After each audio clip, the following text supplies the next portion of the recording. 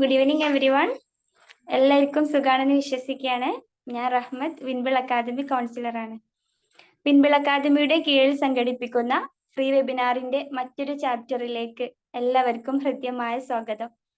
നമ്മൾ ഓരോ ദിവസവും വ്യത്യസ്തമായിട്ടുള്ള ടോപ്പിക്കുകളുമായി നിങ്ങളുടെ മുന്നിൽ വരുന്നു. വ്യത്യസ്തരായിട്ടുള്ള ഫാക്കൽറ്റീസ് വരുന്നു. അവരിലൂടെ ഒരുപാട് അറിവുകൾ നമുക്കൊക്കെ ലഭിക്കുന്നു. ഈ കിട്ടുന്ന അറിവുകളൊക്കെ നിങ്ങളുടെ ജീവിതത്തിൽ വിലപ്പെട്ട അറിവുകളായി ഉപകരിക്കാൻ സാധിക്കട്ടെ എന്ന് ഈ ഒരു അവസരത്തിൽ ആശംസിക്കുകയാണ്, പ്രാർത്ഥിക്കുകയാണ്. സോ അത്തരത്തിൽ നമ്മൾ ഇന്ന് സെലക്ട് ചെയ്തിട്ടുള്ള ടോപ്പിക് എന്ന് പറയുന്നത് ഡെയിലി ചലഞ്ചസ് ഇൻ ഓട്ടിസം എന്നുള്ളതാണ്. അതായത് ഓട്ടിസം പലപ്പോഴും പല രീതിയിൽ പല വെല്ലുവിളികളും മറ്റുമായിട്ട് നമ്മുടെ സൊസൈറ്റിയിൽ കാണുന്നുണ്ടാവും. നമ്മളിപ്പോൾ പലപ്പോഴും ഓട്ടിസം ബാധിച്ചിട്ടുള്ള കുട്ടികളിലായാലും വലിയവരിലായാലും ഒരുപോലെ കാണുന്ന ഒരു ഡിസോർഡർ തന്നെയാണ്. ബട്ട് അതെങ്ങനെ മാനേജ് ചെയ്യണം, അങ്ങനെ അതിന്റെ ഡീറ്റെയിൽ ആയിട്ട് അതിനെ കുറിച്ച് മനസ്സിലാക്കാൻ പലപ്പോഴും സാധിക്കാറില്ല. നമ്മുടെ ഇന്നത്തെ ഈ ഒരു topic daily challenges in autism എന്നുള്ള മനോഹരമായിട്ടുള്ള ഇൻട്രസ്റ്റിംഗ് ആയിട്ടുള്ള ഒരു ടോപ്പിക് തന്നെയാണ്. അതിന് ഡീറ്റെയിൽ ആയിട്ട് നമുക്ക് ഈ ഒരു സെഷനിലൂടെ അതിലെ കാര്യങ്ങൾ മനസ്സിലാക്കാം. നമ്മുടെ ഈ ഒരു സെഷൻ ഇന്ന് ലീഡ് ചെയ്യുന്നത് ഷഫീദ മാം ആണ്. മാം ഒരു സ്പെഷ്യൽ എഡ്യൂക്കേറ്റർ ആണ്. RCI ലൈസൻസ്ഡ് ആയിട്ടുള്ള സ്പെഷ്യൽ എഡ്യൂക്കേറ്റർ ആണ്. വിൻബിൾ അക്കാദമിയിൽ തന്നെ നമ്മുടെ ഓട്ടിസം മാനേജ്മെന്റ് എന്നുള്ള ഒരു 2 വീക്സ് വർക്ക്ഷോപ്പ് മാം നടത്തി വരുന്നുണ്ട്. അതിന്റെ 3rd ബാച്ച് നമ്മൾ നവംബർ 10th സ്റ്റാർട്ട് ചെയ്യാൻ പോകുന്നുണ്ട്. മാമിന്റെ വർക്ക്ഷോപ്പ് മുമ്പ് അറ്റൻഡ് ചെയ്തവരൊക്കെ ഇവിടെ ഉണ്ടാകാം. അതുപോലെ ന്യൂ ബാച്ചിൽ ജോയിൻ ചെയ്ത പലരും ഇവിടെ ജോയിൻ ചെയ്തതായി കാണുന്നു. അപ്പൊ നമുക്ക് ഈ ഒരു വൈഡ് ആയിട്ടുള്ള ഈ ഒരു ടോപ്പിക് വളരെ നല്ല രീതിയിൽ തന്നെ ഇതിനു മുമ്പ് മാം ഒരുപാട് ടോപ്പിക്കൽ ഫ്രീ വെബിനാറുകളായിട്ടും നമുക്ക് കണ്ടക്ട് ചെയ്ത് തന്നിട്ടുണ്ട്. സോ നമ്മുടെ ഈ ഒരു ടോപ്പിക്കിന് നമുക്ക് ഇവിടെ തുടക്കം കുറിക്കാം. ആദ്യം തന്നെ ഈ ഒരു പ്ലാറ്റ്ഫോമിൽ ഇവിടെ എത്തിച്ചേർന്നിട്ടുള്ള എല്ലാവരെയും ഇതിലോട്ട് ഹൃദ്യമായി സ്വാഗതം ചെയ്യുന്നു. അതോടൊപ്പം ഷഫീദ മാമിനെ നമ്മുടെ സെഷൻ ലീഡ് ചെയ്യുന്നതിന് വേണ്ടി ഏറെ സ്നേഹത്തോടെ വെൽക്കം ചെയ്യുന്നു. Ma'am, please welcome. Thank you so much.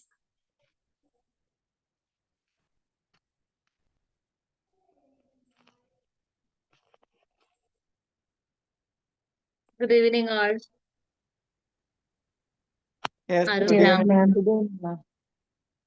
Camera on ചെയ്യുകയാണെങ്കിൽ വളരെ സന്തോഷം. Thank you Sreeja ma'am. Sreeja മാമിനെ മാതൃകയാക്കിയിട്ട് ബാക്കിയുള്ളവരെ കൂടെ ഓൺ ചെയ്യണമെങ്കിൽ സന്തോഷം. എന്താണെന്നറിയാം, നമുക്കറിയാലോ അല്ലെ, നമ്മളിങ്ങനെ ഒറ്റയ്ക്ക് ക്ലാസ് എടുക്കുന്ന ഒരു അവസ്ഥ ഉണ്ടാവും. ആരും കേൾക്കാനില്ല എന്നുള്ളൊരു തോന്നല. നമ്മൾ പറയട്ടെ, പിന്നെ ഞങ്ങളെ നാട്ടിൽ പറയും പള്ളിക്കാട്ട് നോക്കി സലാം പറയാന്ന് പറയും. അവിടെ തിരിച്ച് റെസ്പോൺസ് ഒന്നും കിട്ടൂലല്ലോ. അതുപോലെ ഒരു അവസ്ഥയായിരിക്കും. താങ്ക് യു എന്നാണ് Vineka Abhinav. Okay, thank you ma'am. പിന്നെ എന്നെ റഹ്മത്ത് മാം പരിചയപ്പെടുത്തി. എന്നാലും ഞാനും എന്റെ ഭാഗത്തുനിന്നൊരു ഫോർമാലിറ്റിക്ക് വേണ്ടിയിട്ട് പരിചയപ്പെടുത്താം. എന്റെ പേര് ഷഫീദ സൂനം. പിന്നെ സ്പെഷ്യൽ എഡ്യൂക്കേറ്റർ ആണ്. മലപ്പുറം കാളികാവാണ് സ്വദേശം. കാളികാവ് പെഡ്സ് റീഹാബിലിറ്റേഷൻ സെന്ററിൽ വർക്ക് ചെയ്തുകൊണ്ടിരിക്കുന്നുണ്ട്. വിംബിളിന്റെ കീഴിൽ ഓട്ടിസം മാനേജ്മെന്റ് കോഴ്സ് നടത്തിക്കൊണ്ടിരിക്കുന്നു. ഇനിയിപ്പോ വരുന്നത് 3rd ബാച്ചാണ് നമ്മുടെ. അപ്പൊ അതിന്റെ മുന്നോടിയായിട്ടുള്ള ഒരു ഫ്രീ വെബിനാർ കഴിഞ്ഞ ആഴ്ച നമ്മളൊരു വെബിനാർ നടത്തിയതാണ്. ഇത് അത് കഴിഞ്ഞിട്ട് തൊട്ട് മുമ്പായിട്ട് നടത്തുന്ന ഒരു വെബിനാറാണ്. അപ്പോ ആദ്യമായിട്ട് നിങ്ങൾ എല്ലാവരെയും ഞാൻ അഭിനന്ദിക്കുകയാണ് ഇതുപോലൊരു ടോപ്പിക്ക് കേൾക്കാൻ വന്നതിന്. കാരണം നമുക്കിവിടെ അറിയാം ഓട്ടിസം ആണ് പറയാം. അപ്പൊ അത് ഭയങ്കര ഇൻട്രസ്റ്റിംഗ് ആയിട്ട് എന്തെങ്കിലുമൊക്കെ പറയാനുണ്ടെന്ന് എനിക്ക് തോന്നുന്നില്ല. അതായത് ഭയങ്കര എന്റർടൈനിങ് ആയിട്ടുള്ള കാര്യങ്ങളൊന്നും ഇവിടെ ഷെയർ ചെയ്യാനില്ല. ജസ്റ്റ് അത്തരത്തിലുള്ള കുട്ടികളെ, ഓട്ടിസ്റ്റിക് ആയിട്ടുള്ള ആളുകളെ അറിയാം, അവരുടെ പ്രശ്നങ്ങൾ എന്താണ്, അങ്ങനെയുള്ള കാര്യങ്ങൾ, അവരെ കുറിച്ചുള്ള കൂടുതൽ കാര്യങ്ങൾ അറിയാം അല്ലേ. നമ്മളൊരു നോളജ് സീക്കിംഗ് എന്നുള്ള രീതിയിലാണ് ഇത്തരം കോഴ്സുകളൊക്കെ അറ്റൻഡ് ചെയ്യുന്നത്. അപ്പോൾ അതിന്റെ ഒരു പിറകിലുള്ള ഒരു റീസൺ പലപ്പോഴും ഒന്നുകിൽ നിങ്ങളുടെ ചുറ്റുവട്ടത്തിൽ, നിങ്ങളുടെ പരിചയത്തിൽ, നിങ്ങളുടെ ബന്ധത്തിൽ, നിങ്ങളുടെ വീട്ടിൽ, അയൽപക്കത്തൊക്കെ ഇങ്ങനെയുള്ളൊരു കുട്ടി ഉണ്ടാവും, അല്ലെങ്കിൽ നിങ്ങളുടെ ക്ലാസ് റൂമിൽ ഇങ്ങനെയുള്ള ഒരാളുണ്ടാവും, നിങ്ങളുടെ വീട്ടിൽ ചിലപ്പോൾ ഇങ്ങനെയുള്ള ഒരു വ്യക്തി ഉണ്ടാവും. അപ്പൊ അവരെ സപ്പോർട്ട് ചെയ്യുന്നത് എങ്ങനെ എന്നുള്ളതിന്റെ ഒരു ചോദ്യത്തിന് ഉത്തരം തേടിയിട്ടായിരിക്കും പലപ്പോഴും നിങ്ങൾ എല്ലാവരും ഒരുപക്ഷെ ഇവിടെ എത്തിയിട്ടുണ്ടാവും. അപ്പൊ അതിനാണ് ഞാൻ നിങ്ങളെയൊക്കെ അഭിനന്ദിക്കുക എന്ന് പറഞ്ഞത്. എനിവേ കൂടുതൽ പറയുന്നില്ല, നമുക്ക് നമ്മുടെ ടോപ്പിക്കിലോട്ട് കിടക്കാം അല്ലെ. നിങ്ങൾ ഇന്ന് പിന്നെ ടോപ്പിക്ക് കേട്ടിട്ടുണ്ടാവും. എന്താണ് പോസ്റ്ററിൽ നിങ്ങൾ കണ്ടിട്ടുണ്ടാവും, ഡെയിലി ചാലഞ്ചസ് ഇൻ ഓട്ടിസം. അതിനു മുമ്പ് ഞാൻ ചോദിക്കട്ടെ, ഓട്ടിസ്റ്റിക് ആയിട്ടുള്ള കുട്ടികളെ, പിന്നെ എന്റെ രൂപം പറഞ്ഞതാണ്, നിങ്ങളുടെയൊക്കെ ചുറ്റുവട്ടത്ത് ഉണ്ടാവും എന്നുള്ളത് എത്രത്തോളം ശരിയാണെന്ന് അറിയില്ല. അത്തരത്തിലുള്ള കുട്ടികളെ അല്ലെങ്കിൽ അത്തരത്തിലുള്ള വ്യക്തികളെ നിങ്ങൾ കണ്ടിട്ടുണ്ടോ?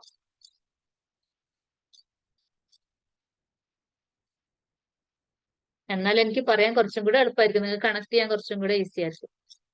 ഓക്കെ, അനസ് ഞാൻ പറയുന്നു, കണ്ടിട്ടുണ്ട്. Anas sir, sorry. ബാക്കിയുള്ളവരൊക്കെ നിങ്ങൾ കണ്ടിട്ടുണ്ടോ എനിക്കറിയില്ല, കണക്ട് ചെയ്യാൻ കുറച്ചും കൂടി ഈസി ആയിരിക്കും. അവർക്ക് നമ്മള് സാധാരണ ആളുകളെ പോലെ അല്ല, അല്ലെ? കുറച്ച് സ്പെഷ്യാലിറ്റി ഉള്ളവരാണ്, സ്പെഷ്യൽ ചിൽഡ്രൻ ആണ് ഓട്ടിസം ഉള്ളവർ എന്ന് പറയുമ്പോൾ. ഒരുപാട് പ്രത്യേകതകളുണ്ട്. അപ്പൊ അതില് പിന്നെ അവരുടെ പ്രത്യേകതകൾ തന്നെയാണ് അവരുടെ ഡെയിലി ചാലഞ്ചസ് എന്ന് പറയുന്നത്. ആ പ്രത്യേകതകൾ കൊണ്ട് ഉണ്ടാവുന്ന കുറച്ച് ചാലഞ്ചസ് ആണ് അവർക്കുള്ളത്. അപ്പൊ അതിൽ ഏറ്റവും എടുത്തു പറയാനുള്ള ഒരു കോർ ഡെഫിസിറ്റ് എന്ന് പറയുന്നത് എപ്പോഴും എന്താണ്? കമ്മ്യൂണിക്കേഷൻ ഏരിയയിലാണ്. കമ്മ്യൂണിക്കേഷൻ ഏരിയയിൽ അവർക്ക് ഒരുപാട് ചാലഞ്ചസ് അവർ നേരിടുന്നുണ്ട്. കാരണം ഒന്നുകിൽ ഓട്ടിസ്റ്റിക് ആയിട്ടുള്ള കുട്ടികൾ സ്പീച്ച് ഇല്ലാത്തവരായിരിക്കും, ഒട്ടും സ്പീച്ച് ഉണ്ടാവില്ല. അപ്പൊ പിന്നെ എങ്ങനെ അവരുടെ കാര്യങ്ങൾ അവർക്ക് കമ്മ്യൂണിക്കേറ്റ് ചെയ്യാൻ അറിയില്ല. അവർക്ക് വിശക്കുന്നോ, അവരുടെ നീഡ് പറയാനോ, എന്തെങ്കിലും റിക്വസ്റ്റ് പറയാനോ, അല്ലെങ്കിൽ അവരുടെ ഇമോഷൻസ് എക്സ്പ്രസ് ചെയ്യാനോ അവർക്ക് പ്രയാസമായിരിക്കും, അല്ലെ? കമ്മ്യൂണിക്കേഷൻ ഇല്ലെങ്കിൽ നമ്മൾ എങ്ങനെയാ, നമുക്ക് സ്പീച്ച് ഇല്ലെങ്കിൽ എങ്ങനെയാ, അല്ലെ? സ്പീച്ച് ഇല്ലാത്തവരായിരിക്കും. പിന്നെ സ്പീച്ച് ഉള്ളവരുണ്ട്, സ്പീച്ച് ഉള്ള ഓട്ടിസ്റ്റിക് ആയിട്ടുള്ള കുട്ടികളുണ്ട്. അവരെ സംബന്ധിച്ചിടത്തോളം അവർക്കുള്ള ഒരു പ്രയാസം എന്ന് പറഞ്ഞാൽ എക്കോലാലിയ എന്ന് പറയുന്ന ഒരു കണ്ടീഷൻ അവർക്ക് ഉണ്ടായിരിക്കും. എക്കോലാലിയ അല്ലെങ്കിൽ പാരറ്റ് സ്പീച്ച് എന്നൊക്കെ പറയും. അതായത് പറഞ്ഞ തന്നെ ആവർത്തിച്ച് ഇങ്ങനെ പറഞ്ഞുകൊണ്ടിരിക്കുന്ന ഒരവസ്ഥ. ഇപ്പൊ നമ്മള് കുട്ടിയുടെ അടുത്ത് എന്തെങ്കിലും ചോദിച്ചിട്ടുണ്ടെങ്കിൽ, ഓട്ടിസ്റ്റിക് ആയിട്ടുള്ള ഒരാളുടെ അടുത്ത് എന്തെങ്കിലും ചോദിച്ചിട്ടുണ്ടെങ്കിൽ അവർ ആ ചോദ്യം മനസ്സിലാക്കി അതിന് ഉത്തരം പറയുന്നതിന് പകരം ആ ചോദ്യം തന്നെ റിപ്പീറ്റ് ആയിട്ട് ചെയ്തുകൊണ്ടിരിക്കുന്ന ഒരവസ്ഥ. അപ്പൊ നമ്മളോട് ഒരാൾ സുഖമാണോ എന്ന് ചോദിച്ചാൽ ആ സുഖമാണ്, എന്താണ് നിങ്ങളുടെ അവസ്ഥ, നിങ്ങൾക്ക് സുഖമാണോ, അങ്ങനെയല്ലേ നമ്മൾ ചോദിക്കാം. ആദ്യം നമ്മളോട് ചോദിച്ചതിന് ഉത്തരം പറഞ്ഞതിന് ശേഷമാണ് അവരോട് തിരിച്ചു ചോദിക്കുക. പക്ഷെ ഇവരെ സംബന്ധിച്ചിടത്തോളം അങ്ങനെയല്ല.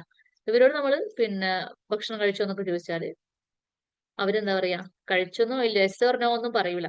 അവരെന്താ ഭക്ഷണം കഴിച്ചോ, ഭക്ഷണം കഴിച്ചോ, ഭക്ഷണം കഴിച്ചോ എന്ന് ഇങ്ങനെ റിപ്പീറ്റഡ് ആയിട്ട് പറഞ്ഞുകൊണ്ടിരിക്കും.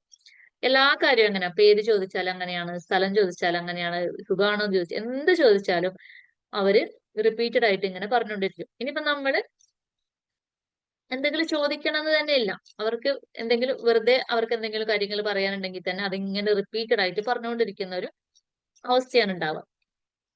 പക്ഷെ അതൊരു പോസിറ്റീവാണ്, കാരണം അവർക്ക് സ്പീച്ച് ഉണ്ടല്ലോ. ആ ഒരു ഭാഗത്തൂടെ നോക്കുമ്പോൾ അതൊരു പോസിറ്റീവാണ്. എക്കോലാലിയെ നമുക്ക് ഇങ്ങനെ ട്രെയിൻ ചെയ്തിട്ട് ക്രമേണ മാറ്റിയെടുക്കാനും പറ്റും. അപ്പൊ അതൊരു പോസിറ്റീവ് ആണ് ഓട്ടിസ്റ്റിക് ആയിട്ടുള്ള ഒരാളെ സംബന്ധിച്ചിടത്തോളം, സ്പീച്ച് ഉണ്ടല്ലോ. പിന്നെ ഉള്ള ഒരു സംഗതി എന്ന് പറഞ്ഞാല് റോബോട്ടിക് സ്പീച്ച് ആണ്.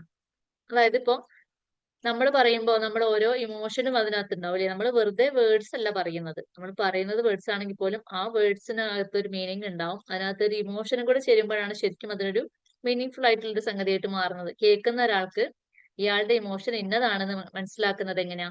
നമ്മുടെ വേർഡ്സിലും ഉണ്ടാവും, അല്ലെ? നമ്മുടെ പിന്നെ ഫേഷ്യൽ എക്സ്പ്രഷൻസിലും നമ്മുടെ ടോണിലും ഒക്കെ ഉണ്ടാവും ആ ഒരു ഇമോഷൻ. സന്തോഷത്തിൽ പറയുമ്പോൾ നമ്മൾ അതിൻ്റെതായ എക്സ്പ്രഷൻ ആണ് ഇടുക, നമ്മുടെ ടോണിലും അതിനനുസരിച്ച് ചേഞ്ച് ഉണ്ടാവും, നമ്മുടെ ഫേസിൽ എക്സ്പ്രഷൻ, ബോഡി ലാംഗ്വേജിനൊക്കെ അതിനനുസരിച്ചിട്ടുള്ള ചേഞ്ച്. അതുപോലെ തന്നെയാണ് നമ്മൾ ദേഷ്യത്തിൽ പറയുമ്പോൾ അത്തരത്തിലുള്ള ഫേഷ്യൽ എക്സ്പ്രഷൻസും ബോഡി ലാംഗ്വേജും ഒക്കെ നമ്മൾ തന്നെ അത് പ്രകടമാക്കും. അതിന് സങ്കടമായിക്കോട്ടെ, ഏതൊരു ഇമോഷൻ ആയിക്കോട്ടെ, നമ്മൾ ആ പറയുന്ന വാക്കുകളിലൂടെ നമ്മുടെ ബോഡി ലാംഗ്വേജും അതിനനുസരിച്ച് മാച്ചിങ് ആയിരിക്കും. അപ്പൊ നമ്മൾ എന്താണ്, ഇമോഷൻ ഉൾക്കൊണ്ടിട്ടാണ് കാര്യങ്ങൾ പറയാം. പക്ഷെ ഇവരെ സംബന്ധിച്ചിടത്തോളം ഇവർക്ക് റോബോട്ടിക് സ്പീച്ച് ആണ്, അതായത് ഇമോഷൻ ഒന്നും അതിനകത്ത് ഉണ്ടാവില്ല. ഇപ്പൊ ഒരു കുട്ടി പറയാണ് വേദനിക്കുന്നു വേദനിക്കുന്നു എന്ന് അങ്ങനെ അങ്ങനെ പറയാം. കാല് വേദന ഉണ്ട് വിചാരിക്കാം, അപ്പൊ വേദനിക്കുന്നു വേദനിക്കുന്നു വേദനിക്കുന്നു എന്ന് പറയും. അത് നമ്മുടെ മുഖത്ത് നോക്കിയിട്ട് ഒരിക്കലും മാം എനിക്ക് വേദനയുണ്ട് അങ്ങനെ പറയൂല. എങ്ങോട്ടെങ്കിലും നോക്കിയിട്ട് വേദനിക്കുന്നു വേദനിക്കുന്നു വേദനിക്കും ഇതേ പറയുള്ളൂ. അത് ഇങ്ങനെ റിപ്പീറ്റഡ് ആയിട്ട് പറഞ്ഞുകൊണ്ടിരിക്കും. അപ്പൊ അതിനകത്ത് ഒരു ഇമോഷൻ ഉണ്ടാവില്ല, വേദനയുടെ ആയിട്ടുള്ള യാതൊരു എക്സ്പ്രഷൻ മുഖത്ത് കാണില്ല, ടോണിൽ ഒരു ചേഞ്ച് വരില്ല. റോബോട്ട് എങ്ങനെയാണോ സംസാരിക്കുക ആ രീതിയിൽ, ഒരു ഇമോഷനും എക്സ്പ്രസ് ചെയ്യാത്ത രീതിയിൽ. അപ്പൊ നമ്മള് അവരെ കുറിച്ച് അറിയാത്ത ഒരാളെ സംബന്ധിച്ചിടത്തോളം വേദനയൊന്നും ഉണ്ടാവില്ല, ഉണ്ടെങ്കിൽ ഇപ്പൊ എങ്ങനെയാണോ മുഖം കാണിക്കുക, അങ്ങനെയാണോ പിന്നെ അത് മുഖത്ത് പ്രകടമാവില്ല എന്നൊക്കെ നമ്മൾ വിചാരിക്കും. പക്ഷെ ഇവരെ സംബന്ധിച്ചിടത്തോളം എന്താണ്, ഇവർക്ക് എത്ര വേദന ഉണ്ടെങ്കിൽ അവർ അങ്ങനെയാണ് അത് എക്സ്പ്രസ് ചെയ്യുക. ശരിക്കും ശരിയായ രീതിയിൽ എങ്ങനെയാണത് പറയേണ്ടതെന്ന് അവർക്ക്, ഇമോഷൻസിനെ എങ്ങനെയാണ് എക്സ്പ്രസ് ചെയ്യേണ്ടതെന്ന് അവർക്ക് അറിയില്ല. അപ്പൊ അതും എന്താണ്, ഒരു ഡിഫിക്കൽട്ടി ആണ്, അല്ലെ? കാരണം ഓപ്പോസിറ്റ് നിൽക്കുന്ന ആൾക്ക് ചിലപ്പോ നേരായ രീതിയിൽ അത് മനസ്സിലാക്കിയെടുക്കാൻ കഴിഞ്ഞുകൊള്ളണമെന്നില്ല. പിന്നെ പറയാനുള്ള കാര്യം കമ്മ്യൂണിക്കേഷനിലുള്ള ഒരു പ്രത്യേകത നോൺ വെർബൽ കമ്മ്യൂണിക്കേഷൻ അല്ലെ. നമ്മൾ സ്പീച്ച് മാത്രമല്ല, നമ്മൾ വെർബലി മാത്രമല്ല കമ്മ്യൂണിക്കേറ്റ് ചെയ്യുക, നോൺ വെർബലിയും കമ്മ്യൂണിക്കേറ്റ് ചെയ്യും അല്ലെ. അപ്പൊ നോൺ വെർബലി കമ്മ്യൂണിക്കേറ്റ് ചെയ്യാനുള്ള ഒരു പ്രയാസം ഇവർക്കുണ്ട്. കാരണം നമ്മുടെ ഫേഷ്യൽ എക്സ്പ്രഷൻസ് ഇവർക്ക് അറിയില്ല. നമ്മളിങ്ങനെ നെറ്റിച്ചൊടിക്കുമ്പോ എന്താണ്, ഇല്ലായ്മയുടെ ഒരു സൈൻ ആണ് അല്ലെ. നമ്മൾ ചുരുക്കം ഒന്നിങ്ങനെ വലുതാവുന്ന വിടുമ്പോ നമുക്ക് എന്താ ഭയങ്കര ഇൻട്രസ്റ്റ് ഉണ്ട്, നല്ല താല്പര്യത്തിലാണ് നമ്മളത് കേൾക്കുന്നത്. അങ്ങനെ ഓരോ നമ്മൾ എന്താണ് ഓരോ കാര്യത്തിനനുസരിച്ച് ഓരോ വികാരത്തിന് ഉൾക്കൊണ്ടുകൊണ്ടുള്ള ഫേഷ്യൽ എക്സ്പ്രഷൻസ് നമ്മുടെ മുഖത്ത് വരും. അതുപോലെ നമ്മുടെ ബോഡി ലാംഗ്വേജ് അതിനനുസരിച്ചിട്ട് മാറും. ഇങ്ങനെയൊക്കെ ഉണ്ട്.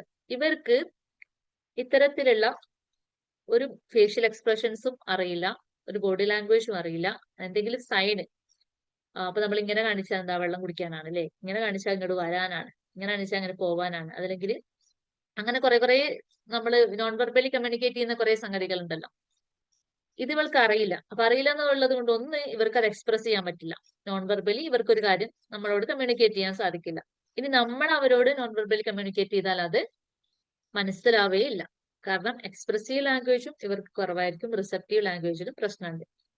എക്സ്പ്രസീവ് ലാംഗ്വേജ് എന്ന് പറഞ്ഞാൽ എന്താണ്, നമ്മൾ പറയുന്നത് അല്ലെ. ഇപ്പൊ ഞാൻ ഈ സംസാരിക്കുന്നതിനാണ് എക്സ്പ്രസീവ് ലാംഗ്വേജ് എന്ന് പറയാം. നിങ്ങളത് മനസ്സിലാക്കി എടുക്കുന്നതിനാണ് റിസപ്റ്റീവ് ലാംഗ്വേജ് എന്ന് പറയാം. ഇത് രണ്ടും ഇവർക്ക് പ്രശ്നത്തിലാണ്. നോൺ വെർബൽ ലാംഗ്വേജിൽ അത് പ്രകടിപ്പിക്കാൻ അറിയില്ല, അത് മനസ്സിലാക്കിയെടുക്കാനും പ്രയാസമാണ്. അപ്പൊ ഇത്തരം പ്രയാസങ്ങൾ ഉള്ളത് കൊണ്ട് തന്നെ എന്താണ്, അവർക്ക് കമ്മ്യൂണിക്കേഷൻ എന്ന് പറയുന്ന ഒരു സംഗതി പ്രശ്നത്തിലാണ്. അതാണ് ഇവരുടെ വലിയൊരു പ്രത്യേകത, അല്ലെങ്കിൽ ഇവരുടെ ഒരു ചാലഞ്ച് എന്ന് പറയുന്നത്. കാരണം നമ്മളൊരു സോഷ്യൽ ആനിമൽ ആണ് അല്ലെ, ഹ്യൂമൻ ബീയിങ്. നമുക്ക് ഒരാൾ ഒരിക്കലും ഒറ്റയ്ക്ക് ജീവിക്കാൻ കഴിയില്ല. എപ്പോഴും നമുക്ക് എല്ലാവരെയും ഡിപ്പെൻഡ് ചെയ്തിട്ടാണ്. നമ്മൾ പല കാര്യത്തിനും പലരെയും ഡിപ്പെൻഡ് ചെയ്യുന്നുണ്ട്. അങ്ങനെ ഇരിക്കുമ്പോൾ എങ്ങനെയാണ് നമ്മൾ ഒരാളുമായിട്ട് കമ്മ്യൂണിക്കേഷൻ ഇല്ലാതെ മുന്നോട്ട് പോവുക?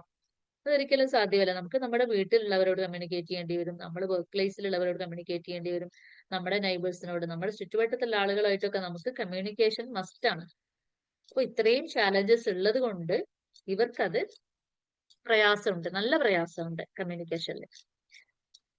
അപ്പൊ അതാണ് ഇവരുടെ ഒരു ഡെയിലി ചാലഞ്ച് എന്ന് പറയുന്നത്. മറ്റൊരു ചാലഞ്ച് സോഷ്യൽ ഇന്ററാക്ഷൻ ആണ്. സോഷ്യൽ ഇന്ററാക്ഷൻ ഓക്കെ ആവണമെങ്കിൽ എന്ത് വേണം? ഈ പറഞ്ഞതുപോലെ കമ്മ്യൂണിക്കേഷൻ റെഡി ആവണം അല്ലെ. കമ്മ്യൂണിക്കേഷൻ ഓക്കെ ആയാലോ ആണ് എന്ത് സോഷ്യൽ ഇന്ററാക്ഷനും ഓക്കെ ആക്കാൻ പറ്റുള്ളൂ. അപ്പൊ സോഷ്യൽ ഇന്ററാക്ഷനിൽ ഏറ്റവും എടുത്തു പറയാനുള്ള കാര്യം, ഇവർ അലൂഫ്നെസ് ഇഷ്ടപ്പെടുന്നവരാണ്, ഏകാന്തത ഇഷ്ടപ്പെടുന്നവരാണ്. എപ്പോഴും ഒറ്റയ്ക്ക് ഇരിക്കുക അതിങ്ങനെ ആസ്വദിക്കുന്ന, അല്ലെങ്കിൽ അത് അവർക്ക് ഒരിക്കലും ഒരു ബോറിംഗ് ആയിട്ട് തോന്നില്ല. എനിക്കൊരു ഫ്രണ്ട് വേണമെന്നോ, അല്ലെങ്കിൽ ഒരാളോട് കാര്യങ്ങൾ ഷെയർ ചെയ്താൽ കൊള്ളാമെന്നോ, അതിന്റെ അടുത്ത് ഒരാൾ ഇരിക്കണമെന്നോ, ഒരു ഭാഗത്തേക്ക് പോകുമ്പോൾ ഒരാളെ കൂടെ കൂട്ടിയാൽ കൊള്ളാമെന്നോ, അങ്ങനെയുള്ള ചിന്തകളൊന്നും ഇവർക്കില്ല. അതിപ്പോ ഞാൻ ഒറ്റയ്ക്ക് മതി എന്നുള്ള. കാരണം അവർ അതിനെക്കുറിച്ചൊന്നും അത്ര അവെയർ അല്ല. അവരെ കാണുമ്പോൾ അവരൊരു എന്താണ് പകൽ സ്വപ്നം കണ്ടിരിക്കൂലേ, അങ്ങനെയുള്ള ഒരു ഫീലാണ് നമുക്ക് തോന്നാം. എവിടെയോ നോക്കി ആളിവിടെയൊന്നും അല്ല, ബോഡി ഇവിടെ ഉണ്ടെങ്കിലും മൈൻഡ് ഇവിടെയൊന്നും അല്ലാത്ത പോലെ ഇരിക്കുന്ന ഒരു അവസ്ഥയുണ്ടാവും. അപ്പൊ അതുകൊണ്ട് തന്നെ ഈ അലൂഫ്നെസ് ഇഷ്ടപ്പെടുന്നതുകൊണ്ട് തന്നെ അവരെന്ത് ചെയ്യുന്നില്ല, ബാക്കിയുള്ളവരോട് ഇന്ററാക്ട് ചെയ്യാനായിട്ട് ശ്രമിക്കുന്നില്ല. അതാണ് സോഷ്യൽ ഇന്ററാക്ഷൻ എന്ന് ഇവരെ പിറകോട്ട് വലിക്കുന്ന ഒരു കാര്യം, അലൂഫ്നെസ് ഇഷ്ടപ്പെടുന്നത്. മറ്റൊന്ന് സോഷ്യൽ ക്യൂസ്, സോഷ്യൽ റൂൾസ്, ഇങ്ങനെയുള്ള കാര്യങ്ങൾ ഇവർക്ക് അറിയില്ല. അതായത് ഒരു സൊസൈറ്റി ചെല്ലുമ്പോൾ എങ്ങനെ ഇടപെടാം. അപ്പൊ നമ്മൾ ഒരിടത്ത് കയറി ചെല്ലുമ്പോൾ നമ്മൾ അവരെ ഒരുപാട് പേര് ഇരിക്കുന്നുണ്ടെങ്കിൽ അവരെ വിഷ് ചെയ്തിട്ടാണ് ചെല്ലുക അല്ലെ. അല്ലെങ്കിൽ നമ്മുടെ ഒരിടത്ത് ഇരിക്കുന്നുണ്ടെങ്കിൽ നമ്മൾ മുതിർന്ന ആളുകൾ, പ്രായത്തിൽ മൂത്ത ആളുകളൊക്കെ വരുമ്പോൾ നമ്മളൊന്ന് എഴുന്നേറ്റ് നിൽക്കും. ഇതൊന്നും എവിടെയും എഴുതി വെച്ചിട്ടുള്ള നിയമങ്ങളല്ല. പക്ഷെ നമുക്കറിയാം ഒരു സൊസൈറ്റിയിൽ ഇങ്ങനെയൊക്കെയാണ് ഇടപഴകുക എന്നുള്ള കാര്യം നമുക്കറിയാം. അത് സോഷ്യൽ റൂളാണ് അല്ലെ, എഴുതി വെക്കപ്പെടാത്ത കുറെ നോംസ് ആണ്. അത് പാലിച്ചാലാണ് നല്ല രീതിയിൽ നമുക്ക് എന്ത് ചെയ്യാൻ പറ്റുള്ളൂ, സൊസൈറ്റിയിൽ മുന്നോട്ട് പോകാൻ പറ്റുള്ളൂ. അത്തരം റൂൾസ് ഒന്നും ഇവർക്ക് അറിയില്ല. സോഷ്യൽ ക്യൂസ് അറിയില്ല. അതായത് നമ്മൾ ഈ കാണിക്കുന്ന സൈൻ ലാംഗ്വേജ് പോലുള്ള സംഗതികൾ ഉണ്ടല്ലോ, അതൊന്നും ഇവർക്ക് മനസ്സിലാവില്ല. അതുകൊണ്ട് ബാക്കിയുള്ളവർ കാണിച്ചാൽ അത് മനസ്സിലാവേയില്ല. ഇവർക്ക് അത്തരത്തിൽ ഒരു സോഷ്യൽ ക്യൂസ് ഒന്നും മറ്റുള്ളവരോട്, അല്ലെങ്കിൽ ഒരു സൈൻ ലാംഗ്വേജിലൂടെ ഒന്നും മറ്റുള്ളവരോട് ഒന്ന് കമ്മ്യൂണിക്കേറ്റ് ചെയ്യാൻ, ഗസ്റ്റേഴ്സ് ഉപയോഗിച്ചിട്ടൊന്നും കമ്മ്യൂണിക്കേറ്റ് ചെയ്യാനും സാധിക്കില്ല. സ്വാഭാവികമായിട്ടും ഒരാളുടെ ഭാഷ അറിയാതെ നമ്മൾ എങ്ങനെയാണ് അയാളോട് കമ്മ്യൂണിക്കേറ്റ് ചെയ്യാം ഇല്ലേ. ഭാഷ എന്ന് പറഞ്ഞാൽ ഈ സംസാരിക്കുന്ന ലാംഗ്വേജ് തന്നെ അറിയുന്നില്ല, നോൺ വെർബൽ ആയിട്ടെങ്കിലും നമുക്ക് കമ്മ്യൂണിക്കേറ്റ് ചെയ്യാൻ സാധിച്ചാൽ മതി. പക്ഷെ അതും സാധിക്കാത്തൊരവസ്ഥയാണ് ഇവരെ സംബന്ധിച്ചിടത്തോളം. അതുകൊണ്ടൊക്കെയാണ് ഈ കമ്മ്യൂണിക്കേഷനിൽ ഇത്രയും പ്രയാസങ്ങൾ ഉള്ളത് കൊണ്ടാണ് ഇവർക്ക് എന്ത് ചെയ്യുന്നത്, സോഷ്യൽ ഇന്ററാക്ഷനിലും ചാലഞ്ചസ് ഉള്ളത്. പിന്നെ ഇവരുടെ ഒരു വലിയ പ്രത്യേകത ഈ കമ്മ്യൂണിക്കേഷൻ, ഏറ്റവും കോർ ഡെഫിസിറ്റ് എന്ന് പറയുന്ന ഒന്ന് കമ്മ്യൂണിക്കേഷൻ ആണ്, കമ്മ്യൂണിക്കേഷനിൽ ഇഷ്യൂസ് ഉണ്ടാകും. മറ്റൊന്ന് സോഷ്യൽ ഇന്ററാക്ഷൻ ആണ്. അതുപോലെ തന്നെ ഓട്ടിസ്റ്റിക് ആയിട്ടുള്ള കുട്ടികൾക്ക് ഭയങ്കര പ്രയാസമുള്ള ഒരു കാര്യമാണ് എന്ത്, അല്ലെങ്കിൽ അവർ ഏറ്റവും കൂടുതൽ വെല്ലുവിളി നേരിടുന്ന ഒരു കാര്യമാണ് എന്ത്, സെൻസറി പ്രോസസ്സിംഗ് ഇഷ്യൂസ് എന്ന് പറയുന്നത്. നമുക്ക് എത്ര സെൻസ് ഉണ്ട്? ഞാൻ എപ്പോഴും ചോദിക്കുന്നതാണ്, എന്റെ ക്ലാസ് അറ്റൻഡ് ചെയ്തൊരു കറക്റ്റ് പറയും. നമുക്ക് എത്ര സെൻസ് ഉണ്ട് ശ്രീജ മാം? 5 cents, ma'am. ബാക്കിയുള്ളവരെ എനിക്ക് അത്ര പരിചയമല്ല, പക്ഷെ ശ്രീജ മാമിന് നല്ല അടി കിട്ടും എന്റെ അടുത്തുനിന്ന് 5 സെൻസ് എന്ന് പറഞ്ഞു കഴിഞ്ഞാല്. ആരാ പറഞ്ഞേ? 7 അതെ ഡോക്ടർ മുഹമ്മദ് സാർ, 7 സെൻസ് ആണ് അല്ലെ? ഷിജ മാം നമ്മൾ പഠിച്ച കാര്യമാണ്, മറന്നുപോയി. ഷിജ മാമിന്റെ പിന്നെ പ്രീവിയസ് ബാച്ചിൽ ഉണ്ടായിരുന്നു, അതുകൊണ്ടാണ് ഞാൻ പറയുന്നത്. 7 സെൻസ് ഉണ്ട് അല്ലെ? സാധാരണ നമ്മൾ പറയുന്ന 5 സെൻസുകൾ എല്ലാവർക്കും അറിയാം. Vision, audition, olfactory, tactile, gustatory അല്ലെ? വിഷൻ എന്ന് പറഞ്ഞാൽ എന്താണ്? കാഴ്ച സംബന്ധമായിട്ടുള്ള കാര്യങ്ങൾ. ഓഡിഷൻ എന്ന് പറഞ്ഞാൽ കേൾവി. ഓൾഫാക്ടറി എന്ന് പറഞ്ഞാൽ നമ്മുടെ മണക്കുന്ന സ്മെല്ലൊക്കെ ഉള്ളത് അത്. പിന്നെ ടാക്ടൈൽ എന്ന് പറഞ്ഞാൽ ടച്ചുമായിട്ട്, സ്പർശനമായിട്ട് ബന്ധപ്പെട്ടത്. ഗസ്റ്റേറ്ററി എന്ന് പറഞ്ഞാൽ രുചിയുമായിട്ട് ബന്ധപ്പെട്ടത്. ഇതെല്ലാവർക്കും അറിയുന്ന, നമ്മൾ ആദ്യം മുതലേ പഠിച്ചിട്ടുള്ള 5 സെൻസ് ആണ്. അത് കൂടാതെ വെസ്റ്റിബുലാർ സെൻസ് ഉണ്ട്, പ്രോപ്രിയോസെപ്റ്റീവ് സെൻസ് ഉണ്ട്. ശ്രീജ മാമിന് ഇപ്പൊ ഓർമ്മ വന്ന്. ഈ 2 സെൻസുകൾ കൂടെ ഉണ്ട് അല്ലെ? വെസ്റ്റിബുലാർ എന്ന് പറഞ്ഞാൽ എന്താണ്? നമ്മുടെ ബാലൻസ് റിലേറ്റഡ് ആയിട്ടുള്ള സെൻസ് ആണ് വെസ്റ്റിബുലാർ. പ്രോപ്രിയോസെപ്റ്റീവ് എന്ന് പറഞ്ഞാൽ നമ്മുടെ ബോഡി അവയർനെസ് ഉണ്ടാവുക. ഇങ്ങനെ 7 സെൻസ് ആണ് നമുക്കുള്ളത്. അപ്പോ നമുക്കിതെല്ലാം നോർമലാണ്. അതുകൊണ്ട് നമുക്ക് പ്രത്യേകിച്ച് പ്രശ്നങ്ങളൊന്നുമില്ല. നമുക്ക് എല്ലാം മിതമായ രീതിയിലാണ് വർക്ക് ചെയ്യുന്നത്, നോർമൽ ആയിട്ടാണ് വർക്ക് ചെയ്യുന്നത്. അതുകൊണ്ട് എല്ലാം നമുക്ക് ഓക്കെയാണ്. നമുക്ക് ഇങ്ങനെ ഇരിക്കാൻ പറ്റുന്നുണ്ട്, നമുക്കെല്ലാം കാണാനും കേൾക്കാനും അനുഭവിക്കാനും മണക്കാനും രുചിക്കാനും തൊടാനും ഒക്കെ പറ്റുന്നുണ്ട്. നമുക്ക് അവിടെ പ്രത്യേകിച്ച് പ്രശ്നങ്ങളോ പ്രയാസങ്ങളോ പ്രതിസന്ധികളോ ഒന്നും തന്നെ നമ്മൾ ആരും നേരിടുന്നില്ല. പക്ഷെ ഇവരെ സംബന്ധിച്ചിടത്തോളം ഈ സെൻസുകളൊന്നും ഓക്കെ അല്ല. ഒന്നുകിൽ അത് ഹൈപ്പർ ആയിരിക്കും, അല്ലെങ്കിൽ അത് ഹൈപ്പോ ആയിരിക്കും. ഹൈപ്പർ എന്ന് പറഞ്ഞാൽ എന്താ? നമുക്ക് കിട്ടുന്നതിനേക്കാളും കൂടുതൽ അളവില് അത് കിട്ടുന്നു എന്ന് അവർക്ക് ഫീൽ ചെയ്യാം. കിട്ടുന്നതൊക്കെ ഒരുപോലെ ആയിരിക്കും, പക്ഷെ അവർക്ക് അതിനേക്കാളും കൂടുതൽ അവർക്ക് ഫീൽ ചെയ്യുന്നുണ്ട് അത്. ഹൈപ്പോ എന്ന് പറഞ്ഞാല് അത്രയൊന്നും കിട്ടുന്നില്ല എന്നുള്ള തോന്നല്. എത്ര കിട്ടിയാലും അത് പോരാ പോരാ എന്നുള്ള തോന്നല്. ആർത്തിയൊന്നും അല്ല കേട്ടോ, ഇവർക്ക് അത് ഫീൽ ചെയ്യുന്നില്ല. ഒരു എക്സാമ്പിൾ പറയുമ്പോൾ നിങ്ങൾക്ക് അത് മനസ്സിലാവും. അപ്പൊ സെൻസിന്റെ കാര്യത്തിൽ 2 തരത്തിലുള്ള ഇഷ്യൂസ് ആണ്. ഒന്നുകിൽ ഹൈപ്പോ ആകും, അല്ലെങ്കിൽ അത് ഹൈപ്പർ ആകും. ഇപ്പൊ വിഷന്റെ കേസിൽ എടുക്കുകയാണെങ്കിൽ അതില് ഹൈപ്പർ ആകുന്ന ഒരവസ്ഥ എന്ന് പറഞ്ഞാല് ഈ ആൾക്ക് ഒരുപാട് നമുക്ക് കിട്ടുന്നതിനേക്കാൾ കൂടുതൽ ലൈറ്റ് കിട്ടുന്ന ഒരവസ്ഥയാണ്. നമുക്കൊരു സാധനം കൂടുതൽ കിട്ടിയാൽ നമ്മൾ എന്താ ചെയ്യാം? വേണ്ടാന്ന് പറയും അല്ലെ? അത് അവോയ്ഡ് ചെയ്യാനാണ് ശ്രമിക്കുക. എല്ലാം നമുക്കൊരു മിതമായ അളവിൽ പോരെ. കൂടുതൽ കിട്ടിയാൽ നമ്മൾ എപ്പോഴും അത് ഒഴിവാക്കാനാണ് ശ്രമിച്ചുകൊണ്ടിരിക്കുക. എനിക്കത് വേണ്ട, മതി എന്ന് പറയുന്ന അവസ്ഥ. ഇവർക്കും അത് തന്നെയാണ്. ഇവർക്ക് വിഷൻ, അതായത് ലൈറ്റ് ഒക്കെ ഒരുപാട് കിട്ടുന്ന ഒരവസ്ഥയാണുള്ളത്. അപ്പൊ അത് അവർക്ക് മതി. അപ്പൊ സെൻസറി അവോയ്ഡിങ് ആണ് അവിടെ നടക്കുക. വിഷൻ, ഏത് സെൻസും, വിഷൻ മാത്രമല്ല ഏത് സെൻസും ഹൈപ്പർ ആയാല് അവിടെ സെൻസറി അവോയ്ഡിങ് ആണ് നടക്കുക. ഇവിടെ വിഷൻ ഒരുപാട് കിട്ടുന്നുണ്ട്, ലൈറ്റും കാര്യങ്ങളൊക്കെ ഒരുപാട് കിട്ടുന്നതായിട്ടാണ് ഫീൽ ചെയ്യുന്നത്. അപ്പൊ അവരെന്താ ചെയ്യുക? ചില കുട്ടികൾ നിങ്ങൾ കണ്ടിട്ടുണ്ടാവും, അവർ കണ്ണ് പൊത്തുന്നത്, കണ്ണിങ്ങനെ പൊത്തിപ്പിടിക്കും. അതല്ലെങ്കിൽ എന്തെങ്കിലും പാർട്ടിക്കൊക്കെ പോകുമ്പോൾ ഭയങ്കര കളർഫുൾ ആയിട്ടുള്ള ലൈറ്റും അങ്ങനെ ഭയങ്കര ബ്രൈറ്റ് ലൈറ്റും കാര്യങ്ങളൊക്കെ കാണുമ്പോൾ അവിടെ നിന്ന് കണ്ണു പൊത്തുന്നത്, അല്ലെങ്കിൽ ഓടിക്കളയുന്നത്, ബഹളം വെക്കുന്നതൊക്കെ കണ്ടിട്ടുണ്ടോ? ഇതിന്റെ കാരണം ഇവർക്ക് വിഷൻ ഹൈപ്പർ ആയതുകൊണ്ടാണ്. ഒരുപാട് ലൈറ്റ്സ് ഇവർക്ക് നമുക്ക് കിട്ടുന്നതിനേക്കാൾ കൂടുതൽ ഇവർക്ക് അനുഭവപ്പെടുന്നുണ്ട്. അപ്പൊ ഇവരെന്താണ്? സെൻസറി അവോയ്ഡിങ് ആണ് അവിടെ നടക്കുക. ഇത്രയൊന്നും എനിക്ക് വേണ്ട എന്നുള്ളതിന്റെ സൈനാണ് ഈ കണ്ണുപൊത്തല്, ഓടിക്കളയല് ഒക്കെ. ഇനി ഈ വിഷൻ തന്നെ ഹൈപ്പർ ആയ കേസാണ് ഇപ്പൊ നമ്മൾ പറഞ്ഞത്. ഇത് ഹൈപ്പോ ആയാൽ എങ്ങനെയായിരിക്കാം? അതായത് എത്ര കിട്ടിയിട്ടും ലൈറ്റ് ഒന്നും കിട്ടുന്നില്ല എന്നുള്ള ഒരു അവസ്ഥയായിരിക്കും ഇവർക്ക്. എത്ര കിട്ടിയാലും മതിയാവാത്തൊരവസ്ഥ. ചില കുട്ടികൾ കണ്ണിലേക്ക് ടോർച്ചടിക്കും. ടോർച്ചടിച്ച് ഇങ്ങനെ നോക്കിക്കൊണ്ടിരിക്കും. നമ്മളെ കൊണ്ട് പറ്റുമോ ടോർച്ചടിച്ചിട്ട് അങ്ങോട്ട് നോക്കാൻ? ഇതിന്റെ അടുത്ത് വന്നിട്ട് ഇങ്ങനെ ടോർച്ചടിക്കും, കണ്ട് അതിൽ ടോർച്ചിലേക്ക് ഇങ്ങനെ നോക്കിക്കൊണ്ടിരിക്കും. കാരണം അവർക്കത് പ്രശ്നമല്ല. അവർക്ക് എന്താണ്? ഇത്ര ലൈറ്റ് ഫീൽ ചെയ്യുന്നില്ല, കിട്ടുന്നില്ല. അപ്പൊ അത് കൂടുതൽ കൂടുതൽ ഇല്ലാത്തതിനെയല്ലേ നമ്മൾ തേടി പോവാം. ഇവർക്ക് ഹൈപ്പോ ആണ്, വിഷൻ ഹൈപ്പോ ആയതുകൊണ്ട് ആ വിഷൻ കൂടുതൽ കൂടുതൽ കിട്ടാനായിട്ട് ഇവർ ശ്രമിക്കും. അതിനിങ്ങനെ തേടിക്കൊണ്ടിരിക്കും. അതുകൊണ്ടാണ് കണ്ണിലേക്ക് ഇവര് ടോർച്ചടിക്കുന്നത്. അതുപോലെ അവർക്ക് നല്ല ബ്രൈറ്റ് ലൈറ്റ് കാണണം. അവർക്ക് നമ്മൾ എന്തെങ്കിലും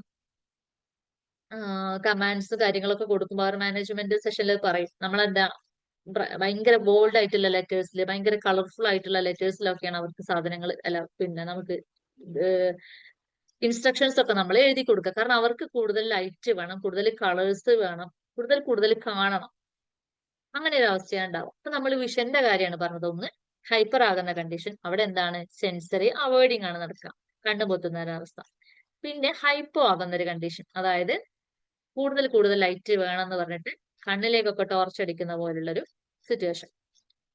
ഇനി ഓഡിഷന്റെ കാര്യത്തിൽ കേൾവി സംബന്ധമായിട്ട്, അതായത് അവിടെ എന്താണ് ഹൈപ്പർ ആണെങ്കിൽ എന്ത് ചെയ്യും, അതായത് ഒരുപാട് സൗണ്ട് കേൾക്കുന്നത് പോലെയാണ് തോന്നുന്നത്. അങ്ങനെയാണെങ്കിൽ എന്താ ചെവി പൊത്തിക്കളയും. ചില കുട്ടികൾ ചെവി പൊത്തിയിട്ട് അങ്ങ് കൂക്കിക്കളയും, ഓടിക്കളയും ഒക്കെ ചെയ്യുന്നത്. മിക്കവാറും നമ്മള് എന്തെങ്കിലും ഫംഗ്ഷൻ നടക്കുമ്പോൾ അല്ലെങ്കിൽ അവിടെ മൈക്രോഫോൺ ഒക്കെ യൂസ് ചെയ്ത് ഭയങ്കര സൗണ്ടിലൊക്കെ പരിപാടികൾ അങ്ങനെയൊക്കെ നടക്കൂലേ, പ്രോഗ്രാംസ് ഒക്കെ നടക്കുന്ന വേദിയിൽ നിന്ന് ഇവര് ഓടിക്കളയും, ഭയങ്കര ക്രൗഡഡ് ആയിട്ടുള്ള ഏരിയ എന്നൊക്കെ. കാരണം ഇവർക്ക് ഓഡിഷൻ ഹൈപ്പർ ആണ്. അപ്പോൾ ചെറിയ സൗണ്ട് കേൾക്കുമ്പോൾ തന്നെ വലിയ സൗണ്ട് ആയിട്ട് അവർക്ക് ഫീൽ ചെയ്യും, അവർക്ക് താങ്ങാൻ പറ്റില്ല. അപ്പൊ അവിടെ എന്താണ് സെൻസറി അവോയ്ഡിങ് ആണ് നടക്കുക. ഈ ശബ്ദം അവർക്ക് വേണ്ട. അതുകൊണ്ടാണ് അവരെന്ത് ചെയ്യുന്നത്, ചെവി പൊത്തുന്നതും അതിനെ ഒഴിവാക്കാൻ വേണ്ടി. ശരിക്കും എന്ത് ചെയ്താൽ മതി, എനിക്ക് ഇത് പ്രയാസമാണ് കേട്ടോ, ഞാൻ ഇവിടുന്ന് അങ്ങ് പോയിക്കോട്ടെ എന്ന് ചോദിച്ചിട്ട് അനുവാദം വാങ്ങിയിട്ട് പോവുകയാണ് ചെയ്യേണ്ടത്. അങ്ങനെയാണ് ഒരു ബിഹേവിയർ അല്ലേ, നമ്മൾ അങ്ങനെയാണ് ചെയ്യുക. പക്ഷെ അങ്ങനെ ഇവർക്ക് കമ്മ്യൂണിക്കേറ്റ് ചെയ്യാൻ അറിയില്ല, എങ്ങനെയാണ് ആ സിറ്റുവേഷനെ ഹാൻഡിൽ ചെയ്യേണ്ടതെന്ന് അവർക്ക് അറിയില്ല. അതുകൊണ്ടാണ് ചെവി പൊത്തിയിട്ട് അവിടുന്ന് ഓടിക്കളയുന്നതും ബഹളം വെക്കുന്നതൊക്കെ. ആ സിറ്റുവേഷനിൽ എസ്കേപ്പ് ചെയ്യാൻ വേണ്ടിയിട്ടാണ് ഇവരത് ചെയ്യുന്നത്. ഇത് ഓഡീഷൻ ഹൈപ്പർ ആയ കേസാണ് നമ്മൾ പറഞ്ഞത്. ഇനി ഓഡീഷൻ തന്നെ ഹൈപ്പോ ആയ കണ്ടീഷൻ ഉണ്ട്. അതായത് എത്ര ശബ്ദം കേട്ടാലും മതി വരാത്തൊരവസ്ഥ. ചില കുട്ടികൾ നിങ്ങൾ കണ്ടിട്ടുണ്ടാവും, ഇങ്ങനെ എന്തെങ്കിലുമൊക്കെ എടുത്തിട്ട് ഇങ്ങനെ ടാപ്പ് ചെയ്തുകൊണ്ടിരിക്കുക, ഡെസ്കിലോ ബെഞ്ചിലൊക്കെ ടാപ്പ് ചെയ്തുകൊണ്ടിരിക്കുക. അതല്ലെങ്കിൽ ഈ സ്റ്റീലിന്റെ മെറ്റലിന്റെ എന്തെങ്കിലും സാധനങ്ങളോ കൈകിട്ടില്ല, അത് ഇങ്ങനെ അടിച്ചോണ്ടിരിക്കും. അപ്പൊ അല്ലെങ്കിൽ പ്ലേറ്റ് ഒക്കെ ഉണ്ടല്ലോ, സ്റ്റീലിന്റെ പ്ലേറ്റ്, അത് തമ്മിൽ കൂട്ടിയിടിക്കുക, അങ്ങനെയുള്ള എന്തെങ്കിലും ഒബ്ജക്റ്റ് ഒക്കെ എടുത്തിട്ട് ഭയങ്കരമായിട്ട് കൂട്ടിയിരിക്കും. ചില കുട്ടികൾ ഈ മറ്റേ ഗ്ലാസ് ഉണ്ടല്ലോ, കുപ്പി ഗ്ലാസ്, ചില്ലിന്റെ ഗ്ലാസ്, അതെടുത്തിട്ട് നിലത്തിട്ടിട്ട് ഇങ്ങനെ ഉടച്ചുകൊണ്ടിരിക്കും, വെറുതെ ഇട്ട് ഉടക്കുക പ്ലേറ്റ് ഒക്കെ. അപ്പൊ എന്തിനു വേണ്ടിയിട്ടെന്ന് വെച്ചാൽ ഈ ശബ്ദം കേൾക്കാൻ വേണ്ടിയിട്ട് മാത്രം. ആ ശബ്ദം അവർ ആസ്വദിക്കുന്നുണ്ട്, അവർക്ക് കൂടുതൽ അത്തരത്തിലുള്ള ശബ്ദങ്ങൾ വേണം. ഇവര് എന്താ പറയാ, ഇവരും സ്വയം ഇങ്ങനെ ഹമ്മിങ് പോലെ എന്തെങ്കിലുമൊക്കെ ഇങ്ങനെ മൂളിക്കൊണ്ടിരിക്കും, അല്ലെങ്കിൽ എന്തെങ്കിലുമൊക്കെ സൗണ്ട് ഉണ്ടാക്കിക്കൊണ്ടിരിക്കും. മീനിങ് ആയിരിക്കൂല, എന്തെങ്കിലും മൂളലോ അങ്ങനെയുള്ള ശബ്ദങ്ങൾ ഉണ്ടാക്കുകയോ ഒക്കെ ചെയ്യും, കാരണം അവർക്ക് കേൾക്കാൻ വേണ്ടിയിട്ട്. അതുപോലെ പാട്ടൊക്കെ വെക്കുകയാണെങ്കിൽ ഹൈ വോളിയത്തിലായി ഇവർ വെക്കുക. ഇവർക്ക് എത്ര സൗണ്ട് കിട്ടിയാലും മതിയാകാത്തൊരവസ്ഥ. കാരണം ഇല്ലാത്തതിന് നമ്മൾ എപ്പോഴും എന്ത് ചെയ്യും, തേടിക്കൊണ്ടിരിക്കും. അപ്പൊ ആ ഒരു സെൻസറി സീക്കിംഗ് ആണ് അവിടെ നടക്കുക. ഓഡിഷൻ ഹൈപ്പോ ആവുന്നു. അതുപോലെ ഓൾഫാക്ടറി, സ്മെല്ല് റിലേറ്റഡ് ആയിട്ടുള്ള കാര്യങ്ങൾ. അവിടെ എന്താണ് ഹൈപ്പർ ആണെങ്കിൽ ചെറിയൊരു സ്മെല്ല് തന്നെ ഭയങ്കരമായിട്ട് ഇവർക്ക് കിട്ടും. അപ്പൊ ചില സെർട്ടൻ ഫുഡൊക്കെ ഇവർ അവോയ്ഡ് ചെയ്യും, ഭയങ്കര സ്മെല്ലൊക്കെ ഉള്ള ഫുഡ് ചിലപ്പോൾ ഇവർ അവോയ്ഡ് ചെയ്യും. കാരണം അവർക്ക് ആ സ്മെല്ല് വേണ്ടാത്തത് കൊണ്ട്. നമുക്ക് കിട്ടുന്ന പോലെയല്ല, അതിനേക്കാളും അളവിൽ ഇവർക്ക് അതിന്റെ സ്മെല്ല് അനുഭവപ്പെടുന്നുണ്ടാവും, അത് ഇവർക്ക് ഇഷ്ടപ്പെടുന്നുണ്ടാവില്ല. അതുകൊണ്ടാണ് ചിലപ്പോൾ ചില ഫുഡുകൾ അവോയ്ഡ് ചെയ്യുന്നത്. അതുപോലെ സ്ട്രോങ് സെന്റഡ് സാധനങ്ങളൊന്നും ഇവർക്ക് ഇഷ്ടമുണ്ടാവില്ല. അപ്പൊ ഇവരുടെ റൂം ക്ലീൻ ചെയ്യുമ്പോൾ ഒന്നും നമ്മൾ അത്തരം ക്ലീനിങ് പ്രോഡക്ട്സിലൊക്കെ ഭയങ്കര സ്മെല്ലുള്ളതൊന്നും യൂസ് ചെയ്യാൻ പാടില്ല. അതുപോലെ ഡ്രസ്സൊക്കെ വാഷ് ചെയ്യുമ്പോഴൊന്നും അത്ര ഭയങ്കര സ്മെല്ലുള്ള സംഗതികളൊന്നും അതിനകത്ത് യൂസ് ചെയ്യരുത്. കാരണം അവർക്ക് സ്മെല്ല് ഇഷ്ടമല്ല, ഭയങ്കര മൈൽഡ് സ്മെല്ല്. നമുക്ക് അത്രയും നിർബന്ധമാണെങ്കിൽ വളരെ മൈൽഡ് ആയിട്ടുള്ള എന്തെങ്കിലും സെന്റോ കാര്യങ്ങളൊക്കെ ഉപയോഗിക്കാൻ പറ്റുള്ളൂ. അവരുടെ റൂം, അവരുടെ വർക്കിംഗ് പ്ലേസ്, അവരിരിക്കുന്ന സ്ഥലങ്ങളൊക്കെ സ്മെല്ലുകളൊന്നും ഇല്ലാത്ത കാമായിട്ടുള്ള ഒരു ഏരിയ ആയിരിക്കാൻ നമ്മളെപ്പോഴും ശ്രദ്ധിക്കണം. ഇത് എന്താ പറഞ്ഞത്, ഓൾഫാക്ടറി ഹൈപ്പർ ആയ കണ്ടീഷൻ ആണ് പറയുന്നത്. ഇനി ഓൾഫാക്ടറി തന്നെ ഹൈപ്പോ ആകുമ്പോൾ എന്താ ഉണ്ടാവുക, നേരെ തിരിച്ചാണ്. ഇവർക്ക് സ്മെല്ല് ഒരുപാട് വേണം, സ്മെല്ല് എത്ര കിട്ടിയാലും മതിയാവുന്നില്ല, ഹൈപ്പോ അല്ലേ. അപ്പൊ അവർക്കില്ല, ഇല്ലാത്തതിന് എങ്ങനെ എന്ത് ചെയ്യും, തേടിക്കൊണ്ടിരിക്കും. സെൻസറി സീക്കിംഗ് ആണ് അവിടെ നടക്കുക. ഹൈപ്പർ ആകുമ്പോൾ സെൻസറി അവോയ്ഡിങ്, ഹൈപ്പോ ആകുമ്പോൾ സെൻസറി സീക്കിംഗ്. അപ്പൊ ഇവർക്ക് എന്ത് ചെയ്യുന്നു, നമ്മൾ ഈ പറഞ്ഞതുപോലെ ഇവരുടെ റൂമൊക്കെ നമ്മൾ ക്ലീൻ ചെയ്യുമ്പോഴൊക്കെ നല്ല സ്മെല്ലുള്ള എന്തെങ്കിലും പ്രൊഡക്റ്റ് ഒക്കെ യൂസ് ചെയ്യാം. അവരുടെ ഡ്രസ്സൊക്കെ വാഷ് ചെയ്യുമ്പോൾ നല്ല സ്മെല്ലുള്ള എന്തെങ്കിലും പ്രൊഡക്റ്റ് യൂസ് ചെയ്യാം. അതുപോലെ അവരുടെ റൂമിനകത്ത് നല്ല സ്മെല്ലുള്ള എന്തെങ്കിലും ഫ്ലവേഴ്സ് ഒക്കെ കൊണ്ടുപോയി വെക്കുക. അവർ ഉപയോഗിക്കുന്ന പെൻ, മാർക്കർ, ഇതൊക്കെ നല്ല സ്മെല്ലുള്ളതായിട്ടിരിക്കാൻ ശ്രദ്ധിക്കുക. കാരണം അവർക്ക് ഇഷ്ടമാണല്ലോ സ്മെല്ല്. അപ്പൊ അതവർ കുറച്ചും കൂടെ കാം ആയിട്ടിരിക്കാനും ഫോക്കസ്ഡ് ആയിട്ടിരിക്കാനും ഒക്കെ ഹെൽപ്പ് ചെയ്യും. അപ്പൊ അത്തരത്തില് സ്മെല്ലുള്ള സംഗതികൾ അവർക്ക് ഇട്ടുകൊണ്ടേ ഇരിക്കാം. പിന്നെ ചില കുട്ടികളുടെ അടുത്തൊരു ബാഡ് ബിഹേവിയർ കാണാറുണ്ട്. അവരുടെ ബാക്കിൽ കൈയിട്ടിട്ടൊക്കെ സ്മെല് ചെയ്യും. ശ്രദ്ധിച്ചു നോക്കിയാൽ അറിയാം. അപ്പൊ നമ്മൾ അതൊരു ബിഹേവിയറൽ ഇഷ്യൂ ആയിട്ട് അതിനെ പോയിട്ട് ട്രീറ്റ് ചെയ്തൊരു കാര്യമില്ല. അതെന്താണ്? സെൻസറി ഇഷ്യൂ ആണ് നമ്മൾ ആദ്യം മനസ്സിലാക്കുക. അവർക്ക് സ്മെല്ല് വേണം. ചില കുട്ടികൾക്ക് ബാഡ് സ്മെല്ലാ ഇഷ്ടം. അപ്പൊ ആ സ്മെല്ല് അവർ ആസ്വദിക്കുന്നതുകൊണ്ടാണ് അവർ ആ ഒരു ബിഹേവിയർ ഇങ്ങനെ ചെയ്തുകൊണ്ടിരിക്കുന്നത്. അപ്പൊ അത് ശരിക്കും ബിഹേവിയറൽ ഇഷ്യൂ അല്ല, മറിച്ച് എന്താണ്? സെൻസറി ഇഷ്യൂ ആണ്. അവിടെ നമ്മുടെ ഒരു ഒക്യുപേഷൻ തെറാപ്പിസ്റ്റിന്റെ സേവനം ഉപയോഗപ്പെടുത്തണം. അവർക്കാണ് അതിന് സെൻസറി ഇഷ്യൂസ് അവരാണ് ഹാൻഡിൽ ചെയ്യുക. ഇപ്പൊ നമ്മൾ പറഞ്ഞത് ഓൾഫാക്ടറിന്റെ കാര്യമാണ്. ഓൾഫാക്ടർ ഹൈപ്പർ ആകുന്നതും ഹൈപ്പോ ആവുന്ന കണ്ടീഷനാണ് നമ്മളിപ്പോ പറഞ്ഞത്. ഇനി പറയുന്നത് ടാക്ടൈൽ സെൻസ് ആണ്, അതായത് സ്പർശനമായിട്ട് ബന്ധപ്പെട്ട സെൻസ് അല്ലെ. അത് ടാക്ടൈൽ ആദ്യം നമ്മൾ ഹൈപ്പർ ആണ് പറയുന്നത്. ഇപ്പൊ ഹൈപ്പർ എന്ന് പറഞ്ഞാൽ ഇവരെന്താണ്? ഹൈപ്പർ എന്ന് പറയുമ്പോൾ എന്താ ചെയ്യാ? സെൻസറി അവോയ്ഡിങ് അല്ലെ. സെൻസ് എനിക്ക് വേണ്ട, കൂടുതൽ ടച്ച്. അപ്പൊ നമ്മൾ ഇങ്ങനെ തൊടുമ്പോഴേക്ക് ഇങ്ങനെ തൊടുന്ന ഒരു ഫീൽ ഒക്കെ ഉണ്ടാവുക. അപ്പൊ അത് ഒഴിവാക്കാനാണ് ശ്രമിക്കുക. അപ്പൊ എന്റെ സ്കൂളിൽ ഒരു പയ്യനുണ്ട്, ഓട്ടിസ്റ്റിക്, പക്ക ഓട്ടിസ്റ്റിക്. ഞാനിപ്പോ ഇതൊക്കെ എങ്ങനെ പറയുമ്പോ അവനെങ്ങനെ കാണുകയാണ്, ഓരോ കാര്യങ്ങളും പറയും. അവന് നഖം മുറിക്കാൻ സമ്മതിക്കൂല, മുടി വെട്ടാനും സമ്മതിക്കൂല. എപ്പോഴും ബട്ടനൊക്കെ കുറെ ഇങ്ങോട്ട് ഊരിയിട്ടിട്ടുണ്ടാവും. ആ ഡ്രസ്സ് ഒഴിവാക്കാനുള്ള ഒരു ശ്രമമാണ് പുള്ളി നടത്തിക്കൊണ്ടിരിക്കുന്നത്. ഇതൊക്കെ എന്താണെന്നറിയോ? ടാക്ടൈൽ സെൻസ് ഹൈപ്പർ ആയതുകൊണ്ടാണ്. ഞാൻ അവന്റെ ഉമ്മാന്റെ അടുത്ത് സംസാരിച്ചപ്പോ പറഞ്ഞു, ഉറങ്ങുന്ന സമയത്താണെങ്കിൽ പോലും നഖം മുറിക്കാൻ സമ്മതിക്കില്ല. നമുക്ക് ഭയങ്കര പ്രയാസം തോന്നും, നല്ലോണം വലുതായിട്ടുണ്ട് നഖമൊക്കെ. പിന്നെ വേറൊരു മാർഗവും ഇല്ലാത്തതുകൊണ്ട് അവർ ആദ്യമൊക്കെ അവർക്ക് ഒക്യുപേഷൻ തെറാപ്പി കൊടുക്കാൻ പറ്റി. പിന്നെ അതിന്റെ തെറാപ്പിസ്റ്റിന്റെ സേവനം അവർക്ക് കിട്ടിയില്ല. ഒക്യുപേഷൻ തെറാപ്പിസ്റ്റുകളെ പൊതുവെ നമുക്ക് അങ്ങനെ കിട്ടാനില്ല, റെയർ ആണ്. സ്പീച്ച് തെറാപ്പിയും ഫിസിയോതെറാപ്പിയൊക്കെ കിട്ടുന്നത് പോലെ ഒക്യുപേഷൻ തെറാപ്പി അങ്ങനെ നമുക്കിപ്പോ അത്ര അങ്ങോട്ട് അവൈലബിൾ അല്ല. ഇല്ല എന്നല്ല, ഉണ്ട്. പക്ഷെ നമ്മുടെ നട്ടുമ്പുറത്തൊന്നും അങ്ങനെ അങ്ങ് കിട്ടണമെന്നില്ല. നമ്മുടെ കളികാവ് ഭാഗത്തൊന്നും അങ്ങനെ ഇല്ല. ഇവിടെ ഇപ്പൊ നിങ്ങൾ അവരുടെ അടുത്ത് പോകുന്നു പറയാൻ, അങ്ങനെ പറഞ്ഞു കൊടുക്കാൻ, നമുക്ക് ഗൈഡ് ചെയ്യാൻ ഒരാളില്ല ഇവിടെ. ഒക്യുപേഷൻ തെറാപ്പിസ്റ്റ് നമ്മുടെ അടുത്തൊന്നും ഇല്ല. അപ്പൊ അവര് റെയറാണ്. അവരുടെ സേവനം നിർബന്ധമാണ് ഓട്ടിസ്റ്റിക് ആയിട്ടുള്ള കുട്ടികൾക്ക്. ഏതെങ്കിലും തരത്തിലുള്ള സെൻസറി ഇഷ്യൂസ് ഉറപ്പായിട്ടും ഓട്ടിസ്റ്റിക് ആയിട്ടുള്ള കുട്ടികൾക്ക് ഉണ്ടാവും. ഇവനെ സംബന്ധിച്ചിടത്തോളം ഇപ്പൊ നഖവും മുറിക്കാൻ സമ്മതിക്കില്ല, മുടി വെട്ടാൻ സമ്മതിക്കില്ല. അപ്പൊ എപ്പോഴെങ്കിലും മുടി വെട്ടാൻ കൊണ്ട് പറ്റ അങ്ങ് ഷേവ് ചെയ്ത് കളയുന്ന അവസ്ഥയിലാണ് അവന്റെ മുടി ചെയ്യാറുള്ളത്. കാരണം ഇത് മാനേജ് ചെയ്യാൻ പ്രയാസല്ലേ. നഖം അപ്പോഴും അവിടെ കിടക്കുകയാണ്, നഖം പൊട്ടിപ്പോകുന്ന ഒരു അവസ്ഥയൊക്കെ ഉണ്ടാവല്. കാരണം അത് മുറിക്കാൻ സമ്മതിക്കില്ല. ഒരു ദിവസം കുറച്ച് ഞങ്ങളുടെ PT ഒക്കെ ഇടപെട്ടിട്ട് എല്ലാവരും കൂടെ ആണുങ്ങളൊക്കെ ചേർന്ന് പിടിച്ചു വെച്ചിട്ടൊക്കെ അങ്ങോട്ട് നെയിൽ കട്ട് ചെയ്ത് വിടുന്ന ഒരു അവസ്ഥ ഉണ്ടായി ഒരിക്കൽ. പക്ഷെ അതൊന്നും അത്ര പോസിബിൾ അല്ല. അതിനുശേഷം ഇവര് ഭയങ്കര പേടിയായി സ്കൂളിൽ വരാന്. നഖം മുറിക്കോ ഇടക്കിടക്ക് ചോദിക്കുവന്.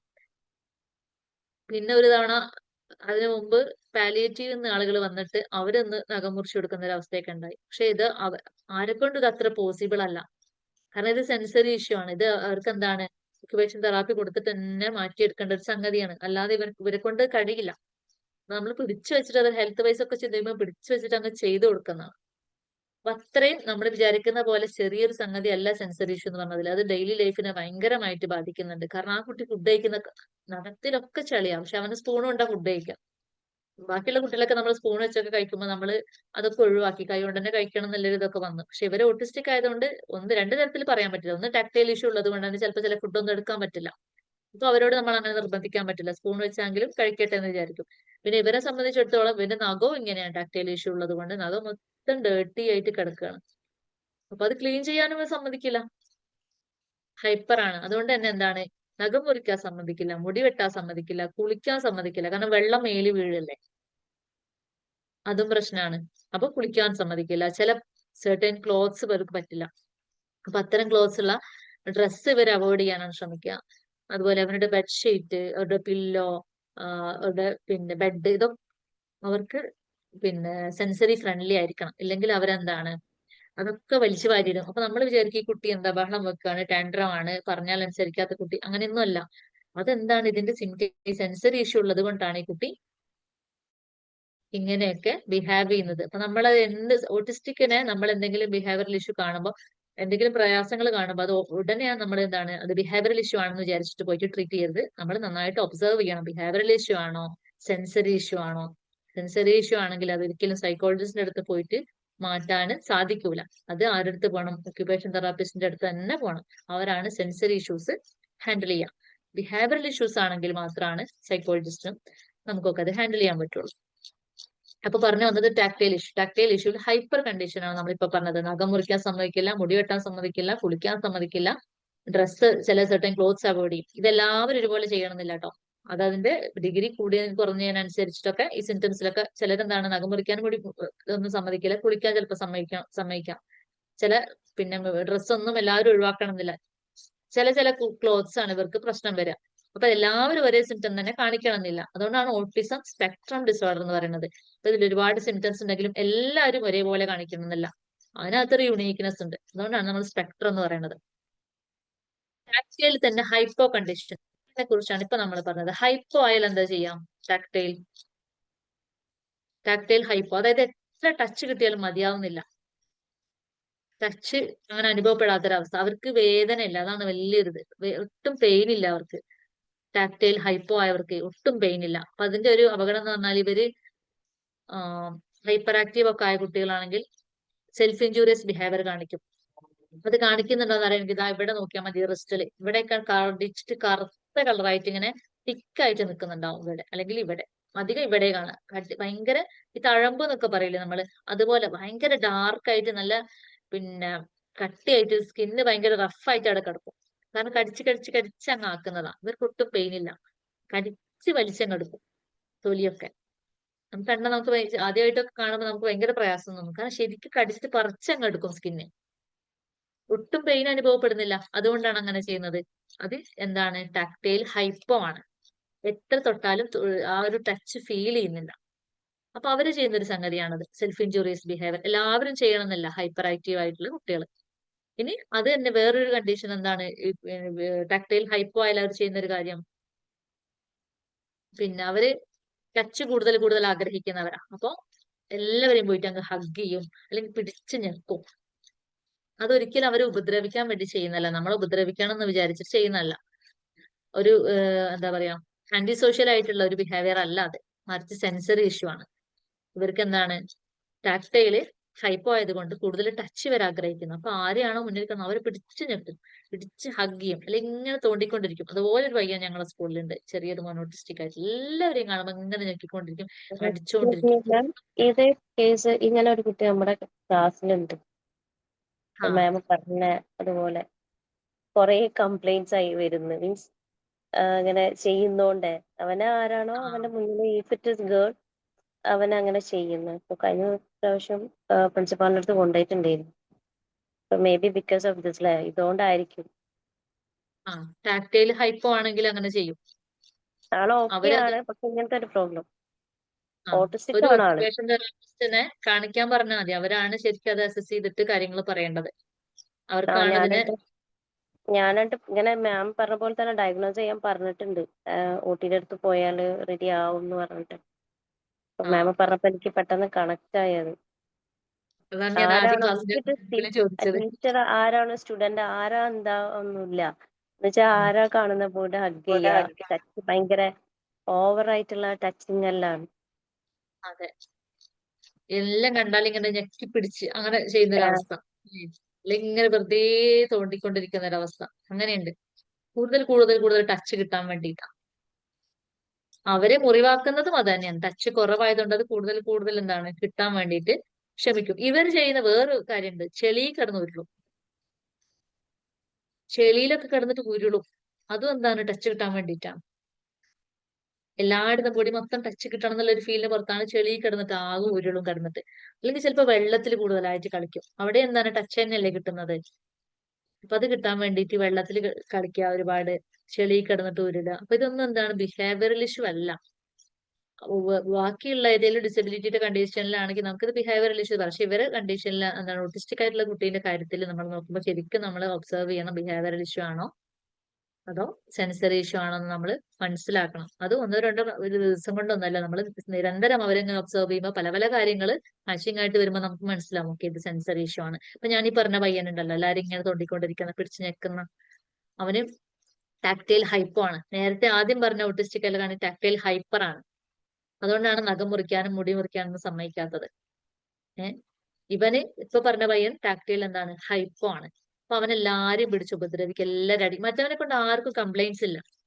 അവൻ ഹെൽത്ത് വൈസ് ഇങ്ങനെയൊക്കെയാണ്, ഡേർട്ടിയാണ്, അങ്ങനെയൊക്കെയുള്ള ഒരു അവസ്ഥ. പക്ഷെ ഇവനെ കൊണ്ട് എല്ലാവർക്കും കംപ്ലൈന്റാ. ലിഫ്ന മാം പറഞ്ഞതുപോലെ എല്ലാരെയും പിടിച്ചു നിൽക്കും, ആരാ എന്താന്നൊന്നുമില്ല, മുന്നിൽ കാണുന്നതിനൊക്കെ പിടിച്ചടിക്കും. അതൊക്കെ എന്താണ് ആന്റി സോഷ്യൽ ആയിട്ടുള്ള ഒരു സംഗതിയല്ല. ഇവനെന്താണ് ടച്ച് കൂടുതൽ കൂടുതൽ കിട്ടാൻ വേണ്ടിയിട്ട് ചെയ്യുന്ന ഒരു പക്ഷെ കാര്യമാണ്. മാം എന്താ പ്രോബ്ലം എന്ന് വെച്ചാല് അതർ ടീച്ചേഴ്സിന് ഇവരുടെ ഈ ഒരു ഇത് മനസ്സിലാവില്ല. ഇവരുടെ ആ ഒരു കോൺസെപ്റ്റ് വേറെ തന്നെയാണ്. ഇവരാ കുട്ടിയെ മാറ്റി നിർത്തും. അപ്പോൾ മീൻസ് അവർക്ക് പെട്ടെന്ന് നെഗറ്റീവ് തോട്ട്സ് ആണ് അവരിലൂടെ വരുന്നത്. അങ്ങനെ ഒരു പ്രോബ്ലം അതെ ഉണ്ട് മാം. നമ്മുടെ സ്കൂളിലെ. പെട്ടെന്ന് ആ കുട്ടിയെ വേഗം മാറ്റി നിർത്തി അവനെ കാണുമ്പോൾ ടീച്ചേഴ്സിന് തന്നെ ഭയങ്കര എന്തോ അവനെ മീൻസ് കൂടുതൽ സംസാരിക്കാൻ നിൽക്കണ്ട, കമ്മ്യൂണിക്കേഷൻ പാടില്ല, ആ ഒരു ഇതാണ്. പക്ഷെ അതെ, കുട്ടിയുടെ ഇൻക്ലൂഷൻ നമുക്ക് പ്രോബ്ലം. പറയാനെളുപ്പം, അതെ അതെ ഇത് പ്രാവർത്തികമാക്കാനാണ് നല്ല പ്രയാസം. കാരണം ഒരു നോർമൽ ക്ലാസ് റൂമിൽ ഇങ്ങനെയുള്ള ഒരു കുട്ടീനെ ഹാൻഡിൽ ചെയ്യാന്ന് പറഞ്ഞാൽ അത് ചില്ലറ കാര്യമല്ല. അപ്പൊ ടീച്ചേഴ്സിനെ കുറിച്ച് നമ്മൾ അവെയർ ആക്കണം, പറഞ്ഞ് മനസ്സിലാക്കണം. അവർക്ക് നിരന്തരം പിന്നെ ഇതിനെക്കുറിച്ച് ക്ലാസ്സുകൾ എടുക്കണം. മാത്രമല്ല, ഒരു കുട്ടി ഇങ്ങനെ ആയി എന്നുള്ള ആ കുട്ടീന്റെ എന്തെങ്കിലും കുറ്റം കൊണ്ടൊന്നല്ലല്ലോ, ആ കുട്ടി വേണമെന്ന് വെച്ചിട്ട് ആയതല്ലോ. നമ്മളെയൊക്കെ എങ്ങനെയാണോ ഉണ്ടാക്കിയത്, ആ കുട്ടീനെ തിരിച്ചും വ്യത്യസ്തമായിട്ടാണ് പഠിച്ചു വിട്ടിട്ടുള്ളത്. അപ്പൊ അതിനെ നമ്മളെല്ലാരും കൂടെ അക്സെപ്റ്റ് ചെയ്യാന്നുള്ളതുള്ളൂ, അല്ലേ? തീർച്ചയായും. ഇംഗ്ലീഷ് എന്ന് പറയുന്ന കാര്യം ഈസി അല്ല, ഒട്ടും ഈസി അല്ല എന്നുള്ളതാണ്. നോർമൽ സ്കൂളിലെ ഒക്കെ ഒരു അവസ്ഥ നമുക്കറിയാം. പിന്നെ അപ്പൊ ഇങ്ങനെയുള്ള കുറെ കണ്ടീഷൻ, ടാക്ടൈലിനെ കുറിച്ചാണ് പറഞ്ഞത്. ഹൈപ്പർ ആയ കണ്ടീഷൻ നമ്മൾ പറഞ്ഞു, ഹൈപ്പോ ആയ കണ്ടീഷൻ നമ്മൾ പറഞ്ഞു. ഇതൊക്കെ നമ്മളിത് കേട്ടതിന് ശേഷം നമ്മൾ ആലോചിക്കണം. നമ്മുടെ ഇപ്പൊ ലിഫ്ന മാം പറഞ്ഞതുപോലെ, ലിഫ്ന മാമിന് പെട്ടെന്ന് ക്ലാസ്സിൽ അങ്ങനെ ഒരു കുട്ടി ഉള്ളത് കൊണ്ട് കണക്ട് ചെയ്യാൻ പറ്റി. അപ്പൊ നമ്മുടെ ചുറ്റുവട്ടത്തൊക്കെ അങ്ങനെയുള്ള കുട്ടികളെ കാണുമ്പോൾ നമ്മൾ ഓർക്കണം, ഓക്കെ ഇത് ഇന്നതാവാൻ പ്രശ്നമാണ്. നമ്മൾ കുട്ടീനെ പിന്നെ നിരന്തരം ഒബ്സർവ് ചെയ്യണം. അപ്പോഴാണ് എന്താണ് അതിന്റെ പിന്നിലുള്ള റീസൺ നമുക്ക് മനസ്സിലാവുള്ളൂ. അല്ലെങ്കിൽ നമ്മൾ എന്ത് കുറെ വഴക്ക് പറഞ്ഞത് കൊണ്ടോ, കുട്ടീനെ മാറ്റി നിർത്തിയത് കൊണ്ടോ, ചീത്ത പറഞ്ഞത് കൊണ്ടോ, ഉപദേശിച്ചുകൊണ്ടോ ഒന്നും കാര്യമില്ല. സെൻസറി ഇഷ്യൂ എന്ന് പറഞ്ഞാൽ അത് ട്രീറ്റ് തന്നെ വേണം. അതല്ലാതെ ബിഹേവിയർ ഇഷ്യൂന് കൊടുക്കുന്ന രീതിയിലുള്ള കാര്യങ്ങളൊന്നും ചെയ്തിട്ട് കാര്യമില്ല. ഇനി അതുപോലെ വെസ്റ്റിബുലാർ, അതായത് നമ്മുടെ ബാലൻസ് ആയിട്ട് റിലേറ്റഡ് ആയിട്ടുള്ള കാര്യം.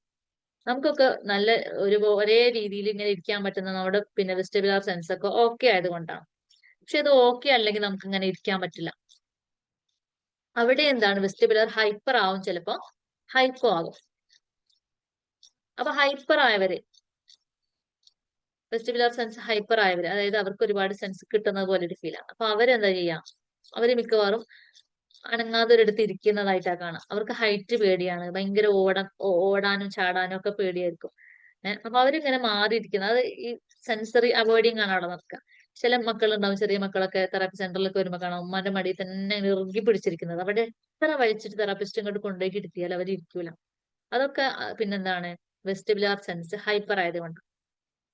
ഇനി വെസ്റ്റിബുലാർ സെൻസ് ഹൈപ്പോ ആയ കേസ് പറയാം. അത് അധികം കണ്ടിട്ടുണ്ടാവും, അല്ലെങ്കിൽ അധികം അത് പിന്നെ നമുക്ക് പെട്ടെന്ന് അത് വിസിബിൾ ആണ് അവരുടെ സിംറ്റംസ്. കാരണം ഭയങ്കരമായിട്ട് ഓടുന്നത്, ചാടുന്നത്, ഉയർത്തുന്ന ഇങ്ങോട്ട് മറിയുക അങ്ങോട്ട് മറിയുക, ക്ലാസ്സിലാകെ ബഹളം വെച്ചിട്ട് ഓടുന്നത്, അധികം ഇരിക്കുമ്പോൾ റോക്കിംഗ് ഉണ്ടാവും. അതായത് ഇങ്ങനെ ഇങ്ങോട്ട് പിന്നെ ബാക്ക് ആൻഡ് ഫോർത്തിൽ ഇങ്ങനെ ആടിക്കൊണ്ടിരിക്കും. ഞാൻ ഈ ആദ്യം പറഞ്ഞില്ലേ നഖം മുറിക്കാൻ സമ്മതിക്കാത്ത കുട്ടി, അവൻ ഇങ്ങനെയാണ്. അവന് ഈ വെസ്റ്റിബുലാർ എന്താണ് ഹൈപ്പാണ്. അപ്പൊ ഇനി ഇങ്ങനെ ആടിക്കൊണ്ടിരിക്കും, എപ്പോഴും ഉണ്ട് ഈ ഒരു ആട്ടം. ക്ലാസ് ഇരിക്കുമ്പോൾ ഇത് കണ്ടിന്യൂസ് ആയിട്ട് ചെയ്തുകൊണ്ടിരിക്കും. അത് അവരുടെ റെപ്പറ്റേറ്റീവ് ബിഹേവിയറിന്റെ ഒരു ഭാഗമാണ്. അതുപോലെ തന്നെ എന്താണ്, വെസ്റ്റിബുലാർ സെൻസ് ഹൈപ്പോ ആയതുകൊണ്ട് കൂടിയാണ് അങ്ങനെ ചെയ്യുന്നത്. അതുപോലെ റോക്കിംഗ്, എന്തെങ്കിലും ഇങ്ങനെ പിന്നെ ഇതുപോലെ ആടിക്കൊണ്ടിരിക്കുക, അതല്ലെങ്കിൽ സ്പിന്നിങ്, റൗണ്ട് സർക്കിൾ ആയിട്ടുള്ള എന്തെങ്കിലും നോക്കിക്കൊണ്ടിരിക്കുക, അങ്ങോട്ട് ഇങ്ങനെ ഓടിക്കൊണ്ടിരിക്കുക, പിന്നെ ആ രീതിയിൽ എന്തെങ്കിലും കൈ കിട്ടിയാൽ ഇങ്ങനെ ചുറ്റിച്ചുകൊണ്ടിരിക്കുക, അല്ലെ? പിന്നെ കാറൊക്കെ കറങ്ങുമ്പോ മാത്രം നോക്കിക്കൊണ്ടിരിക്കും. അത് ഒരു ഭാഗമായിട്ടാണ്. അങ്ങനെയുള്ള സ്പിന്നിങ് ആയിട്ടുള്ള സംഗതികളൊക്കെ കാണുന്നത് ഭയങ്കര ഇഷ്ടമാണ്. ആ രീതിയിൽ ഇവർ എപ്പോഴും മൂവ് ചെയ്തുകൊണ്ടിരിക്കാൻ ഇഷ്ടമാണ് ഇവർക്ക്. ഹൈപ്പാണ്. അപ്പൊ ബാലൻസ് കുറവായിട്ടുള്ള പോലെ ഒരു അവസ്ഥയാണ്. അപ്പൊ ബാലൻസ് കൂടുതൽ എന്താണ് തേടിക്കൊണ്ടിരിക്കും. സെൻസറി സീക്കിംഗ് ആണ് അവിടെ നടക്കുക. ഇനി പ്രോപ്രിയോസെപ്റ്റീവ് സെൻസ്, അതായത് നമ്മുടെ ബോഡി അവയർനെസ് ആയിട്ട് റിലേറ്റഡ് ആയിട്ടുള്ള സെൻസ്. അവിടെ ഇതുപോലെ ഹൈപ്പർ ആൻഡ് ഹൈപ്പോ കണ്ടീഷൻ ഉണ്ട്. അപ്പൊ അതിന് ഹൈപ്പർ ആണെങ്കിൽ എന്താണ്, ഹൈപ്പർ പ്രോപ്രിയോസെപ്റ്റീവ് ഹൈപ്പർ ആണെങ്കിൽ ആ കുട്ടികളെ ഒരിക്കലും നമുക്ക് പോയി ഹഗ് ചെയ്യാനൊന്നും പറ്റില്ല. ടൈറ്റ് ഹഗ് ഒക്കെ അവരെന്ത് ചെയ്യും, അവോയ്ഡ് ചെയ്യും. അവർക്കത് ഇഷ്ടമല്ല, അവർക്കത് പിന്നെ സെൻസറി ഇഷ്യൂസ് ഉള്ളത് കൊണ്ട് അവർക്ക് എന്താണ് താങ്ങാൻ പറ്റൂല. അതുപോലെ ഭയങ്കര ഹെവി ബാഗ്സ് ക്യാരി ചെയ്യുക, നല്ല ടൈറ്റുള്ള ഡ്രസ്സ് വെയർ ചെയ്യുക, പിന്നെ അതുപോലെ ക്ലൈംബിങ്, ജമ്പിങ്, ഇങ്ങനെയുള്ള സംഗതികളൊക്കെ അവർ എന്ത് ചെയ്യും, അവോയ്ഡ് ചെയ്യും. പ്രോപ്രിയോസെപ്റ്റീവ് ഹൈപ്പർ ആയ കുട്ടികൾ. ഇനി അത് ഹൈപ്പോ ആണെങ്കിൽ എന്താണ്, ഇത് കൂടുതലായിട്ട് ഇങ്ങനെയുള്ള കാര്യങ്ങളൊക്കെ ചെയ്യും. കാരണം കൂടുതൽ ബോഡി അവയർനെസ് കിട്ടണം അവർക്ക് വേണ്ടത്. ഈ ടോയ് വാക്കൊക്കെ ചെയ്യുന്നവരില്ലേ, തള്ളവരിലൂടെ മാത്രം പിടിച്ചിട്ട് ഇങ്ങനെ നടക്കുന്ന കുട്ടികളിലെ പൂച്ചി പൊക്കി പിടിച്ചിട്ട്, അവരൊക്കെ എന്ത്, പിന്നെ അധികം കുറെ കുട്ടികൾ അങ്ങനെ കാണാം, ഓട്ടിസ്റ്റിക് ആയിട്ടുള്ള കുട്ടികളൊക്കെ. അപ്പൊ അവരെന്ത്, ഈ ബോഡി അവയർനെസ് കൂടുതൽ കിട്ടാൻ വേണ്ടിയിട്ടാണ് അങ്ങനെ. നമ്മളിപ്പോ തള്ളവരിൽ മാത്രം കുത്തി നടക്കുമ്പോൾ കുറച്ചും കൂടെ നമ്മൾ ബോഡി എന്ത് ചെയ്യും, പിന്നെ ഫ്ലോറിൽ ടച്ച് ചെയ്യുന്നത് പോലെ തോന്നും, കുറച്ചും കൂടെ അമർത്തി നമുക്ക് പ്രസ് ചെയ്യേണ്ടി വരും. അപ്പൊ അത് കുറച്ചുകൂടെ എന്താണ്, ബോഡി അവയർനെസ് കിട്ടാൻ വേണ്ടിയിട്ടാണ് അങ്ങനെ ചെയ്യുന്നത്. അപ്പൊ നമ്മൾ ഇത്രയും പറഞ്ഞത് എന്താണ്, 7 സെൻസുകൾ ഹൈപ്പോ ആയ കണ്ടീഷനും അതുപോലെ ഹൈപ്പർ ആയിട്ടുള്ള കണ്ടീഷനാണ് ഇത്രയും നേരം നമ്മൾ പറഞ്ഞുകൊണ്ടിരുന്നത്. ഇനി നമുക്ക് പറയാനുള്ളത്, അപ്പൊ മെയിൻ ആയിട്ട് നമ്മൾ പറഞ്ഞുകൊണ്ടിരിക്കുന്നത് എന്താണ്, ഇവരുടെ ഡെയിലി ചാലഞ്ചസ് ആണ്. അപ്പൊ അതിനകത്ത് എന്ത് പറയുന്നു, കമ്മ്യൂണിക്കേഷനിലെ ചാലഞ്ചസ് നമ്മൾ പറഞ്ഞു, സോഷ്യൽ ഇന്ററാക്ഷനിലെ ചാലഞ്ചസ് പറഞ്ഞു, പിന്നെ സെൻസറി പ്രോസസ്സിംഗ് ഇഷ്യൂസ്. അതിനകത്താണ് ഇത്രയും നമ്മൾ സെൻസുകളെ കുറിച്ചിട്ട് ഇങ്ങനെ ഓരോ ഇഷ്യൂസും പറഞ്ഞു കഴിഞ്ഞത്. ഇനി rigidity and difficulty with change. അതായത് ഇവർക്ക് എന്താണ്, ഓട്ടിസ്റ്റിക് ആയിട്ടുള്ള കുട്ടികൾക്ക് ഒരു റൊട്ടീൻ എന്ന് പറഞ്ഞാൽ ഭയങ്കര സ്ട്രിക്റ്റ് ആണ്. റൊട്ടീൻ നല്ല രീതിയിൽ ഫോളോ ചെയ്ത് പോകുന്ന ആൾക്കാരാണ്. അപ്പൊ അവര് പുതിയതായിട്ടൊരു കാര്യം വരുമ്പോൾ അതിനെ അക്സെപ്റ്റ് ചെയ്യാൻ ഇവർക്ക് കഴിയില്ല. ഇവരാകെ കൂടെ കൺഫ്യൂഷൻ ആവും, ഇവരാകെ ആങ്സൈറ്റി ആവും, പിന്നെ അവര് ആകെ ഹൈപ്പർ ആക്റ്റീവ് ആവും, അങ്ങനെ പല പ്രശ്നങ്ങളും വരും. ഇവർക്ക് എന്താണ്, ഒരു ചേഞ്ച് ഇവർ ആഗ്രഹിക്കുന്നില്ല. ഡെയിലി ചെയ്തു പോകുന്ന കാര്യങ്ങൾ അതുപോലെ ഇങ്ങനെ ചെയ്തു പോകാനാണ് ഇവർക്ക് ഇഷ്ടം. പ്രത്യേകിച്ച് എന്തെങ്കിലും ഒരു ടാസ്ക് വരുമ്പോൾ അവരോട് നമ്മളത് മുൻകൂട്ടി പറഞ്ഞ് മനസ്സിലാക്കണം, എന്നാലേ ചെയ്യാൻ പറ്റുള്ളൂ. അതല്ലാതെ നമ്മളിപ്പോ ഇങ്ങനെ ഡെയിലി ചെയ്യുന്ന കാര്യങ്ങളുടെ ഇടയിൽ ടാസ്ക് ഒന്ന് മാറ്റുമ്പോൾ ഇവർ ആകെ കൂടെ കൺഫ്യൂഷൻ ആവും. ഇതെന്താണ് നടക്കാൻ പോകുന്നത് ഇവർക്ക് ഒട്ടും പ്രഡിക്റ്റ് ചെയ്യാൻ പറ്റാത്തത് കൊണ്ടാണ് ഈ കൺഫ്യൂഷൻ വരുന്നത്. ഈ കൺഫ്യൂഷൻ വരുമ്പോൾ ഇവർക്ക് ആൻസൈറ്റി ഉണ്ടാവും, ഇവരെന്താണ് ഹൈപ്പർ ആക്റ്റീവ് ആവാനൊക്കെ ഉള്ള ചാൻസ് ഉണ്ട്. ഓട്ടിസ്റ്റിക് ആയിട്ടുള്ള പ്രശസ്തരായ വ്യക്തികളെയൊക്കെ കുറിച്ച് ഇങ്ങനെ പഠിക്കുമ്പോൾ അവർക്ക് എന്താണ്, ഡെയിലി റുട്ടീൻ ഭയങ്കരമായിട്ട് ഫോളോ ചെയ്തിരുന്നതായിട്ട് നമുക്ക് കാണാൻ കഴിയും. അതുപോലെ ഇമോഷണൽ റെഗുലേഷൻ പ്രോബ്ലം. ഇവർക്ക് ഇവരുടെ ഇമോഷൻസ് പലപ്പോഴും എന്താണെന്ന് ഇവർക്ക് മനസ്സിലാവുന്നില്ല, ഐഡന്റിഫൈ ചെയ്യാനുള്ള പ്രയാസമുണ്ട്. ഇനി പലപ്പോഴും മനസ്സിലായാൽ തന്നെ അത് വേണ്ട രീതിയിൽ എക്സ്പ്രസ് ചെയ്യാൻ കഴിയില്ല. അപ്പൊ നിങ്ങള്, എന്താണ് ആ സിനിമേന്റെ പേര്, നിവിൻ പോളിയിൽ ഒരു സിനിമ ഉണ്ടല്ലോ, പേര് എനിക്ക് പറയാൻ കിട്ടുന്നില്ല, നിവിൻ പോളിയും തൃഷയും കൂടെ ഉള്ള ഒരു സിനിമ. അപ്പൊ അതിനകത്ത് അവരെന്നല്ലേ, അതിനകത്ത് നിവിൻ പോളി ചോദിക്കുന്നുണ്ട്, സന്തോഷം എന്ന് പറഞ്ഞാൽ എങ്ങനെയാ, ഈ ഇങ്ങനെ ചിരിക്കുന്നതാണോ സന്തോഷം എന്ന് ചോദിക്കുന്നുണ്ട്. അതായത് സന്തോഷം വന്നാൽ ചിരിക്കണോ, അപ്പൊ ചിരിക്കുന്നവരൊക്കെ സന്തോഷമുള്ളവരാണോ, അങ്ങനെയൊക്കെ കുറെ ചോദ്യങ്ങൾ ചോദിക്കുന്നുണ്ട്. അതാണ് ഇവരുടെ ഉള്ളിൽ നടന്നുകൊണ്ടിരിക്കുന്നത്. ചിരിക്കുന്നവര് സന്തോഷമുള്ളവരാണോ, സന്തോഷം വന്നാൽ നമ്മൾ ചിരിക്കുകയാണോ ചെയ്യാ, സങ്കടം വന്നാൽ നമ്മൾ കരയണോ. അപ്പൊ അതാണ് ഞാൻ പറഞ്ഞത്, വേദനിക്കുന്നു എന്ന് പറയേ ചെയ്യുള്ളൂ, റോബോട്ടിക് സ്പീച്ചേ കാണും. അല്ലാതെ എനിക്ക് വേദനിക്കുന്നുണ്ട് കേട്ടോ, നല്ല വേദന ഉണ്ട് കേട്ടോ എന്ന് പറഞ്ഞിട്ട് അങ്ങനെയുള്ള എക്സ്പ്രഷൻ ഒന്നും അവരുടെ പ്രതീക്ഷിക്കണ്ട. റോബോട്ടിക് സ്പീച്ച് ആണ്. കാരണം ആ പെയിൻ എങ്ങനെയാണ് പിന്നെ എക്സ്പ്രസ് ചെയ്യാൻ അവർക്ക് അറിയില്ല. അപ്പൊ ഇമോഷൻസിനെ ഒന്നും എക്സ്പ്രസ് ചെയ്യാൻ, അതിനെ കൺട്രോൾ ചെയ്യാനൊക്കെ ഉള്ള പ്രയാസമുണ്ട്.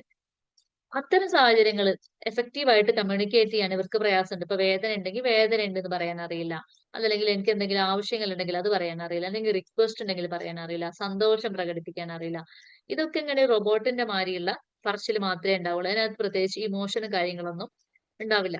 ഇപ്പൊ ഒരു സെൻസറി ഇഷ്യൂസിന്റെ ഭാഗമായിട്ട് ഒരു കുട്ടിക്ക് സൗണ്ട് ഒട്ടും പറ്റുന്നില്ല. അപ്പൊ ക്രൗഡഡ് ആയിട്ടുള്ള ഒരു ഏരിയയിലാണ് നിൽക്കുന്നത്.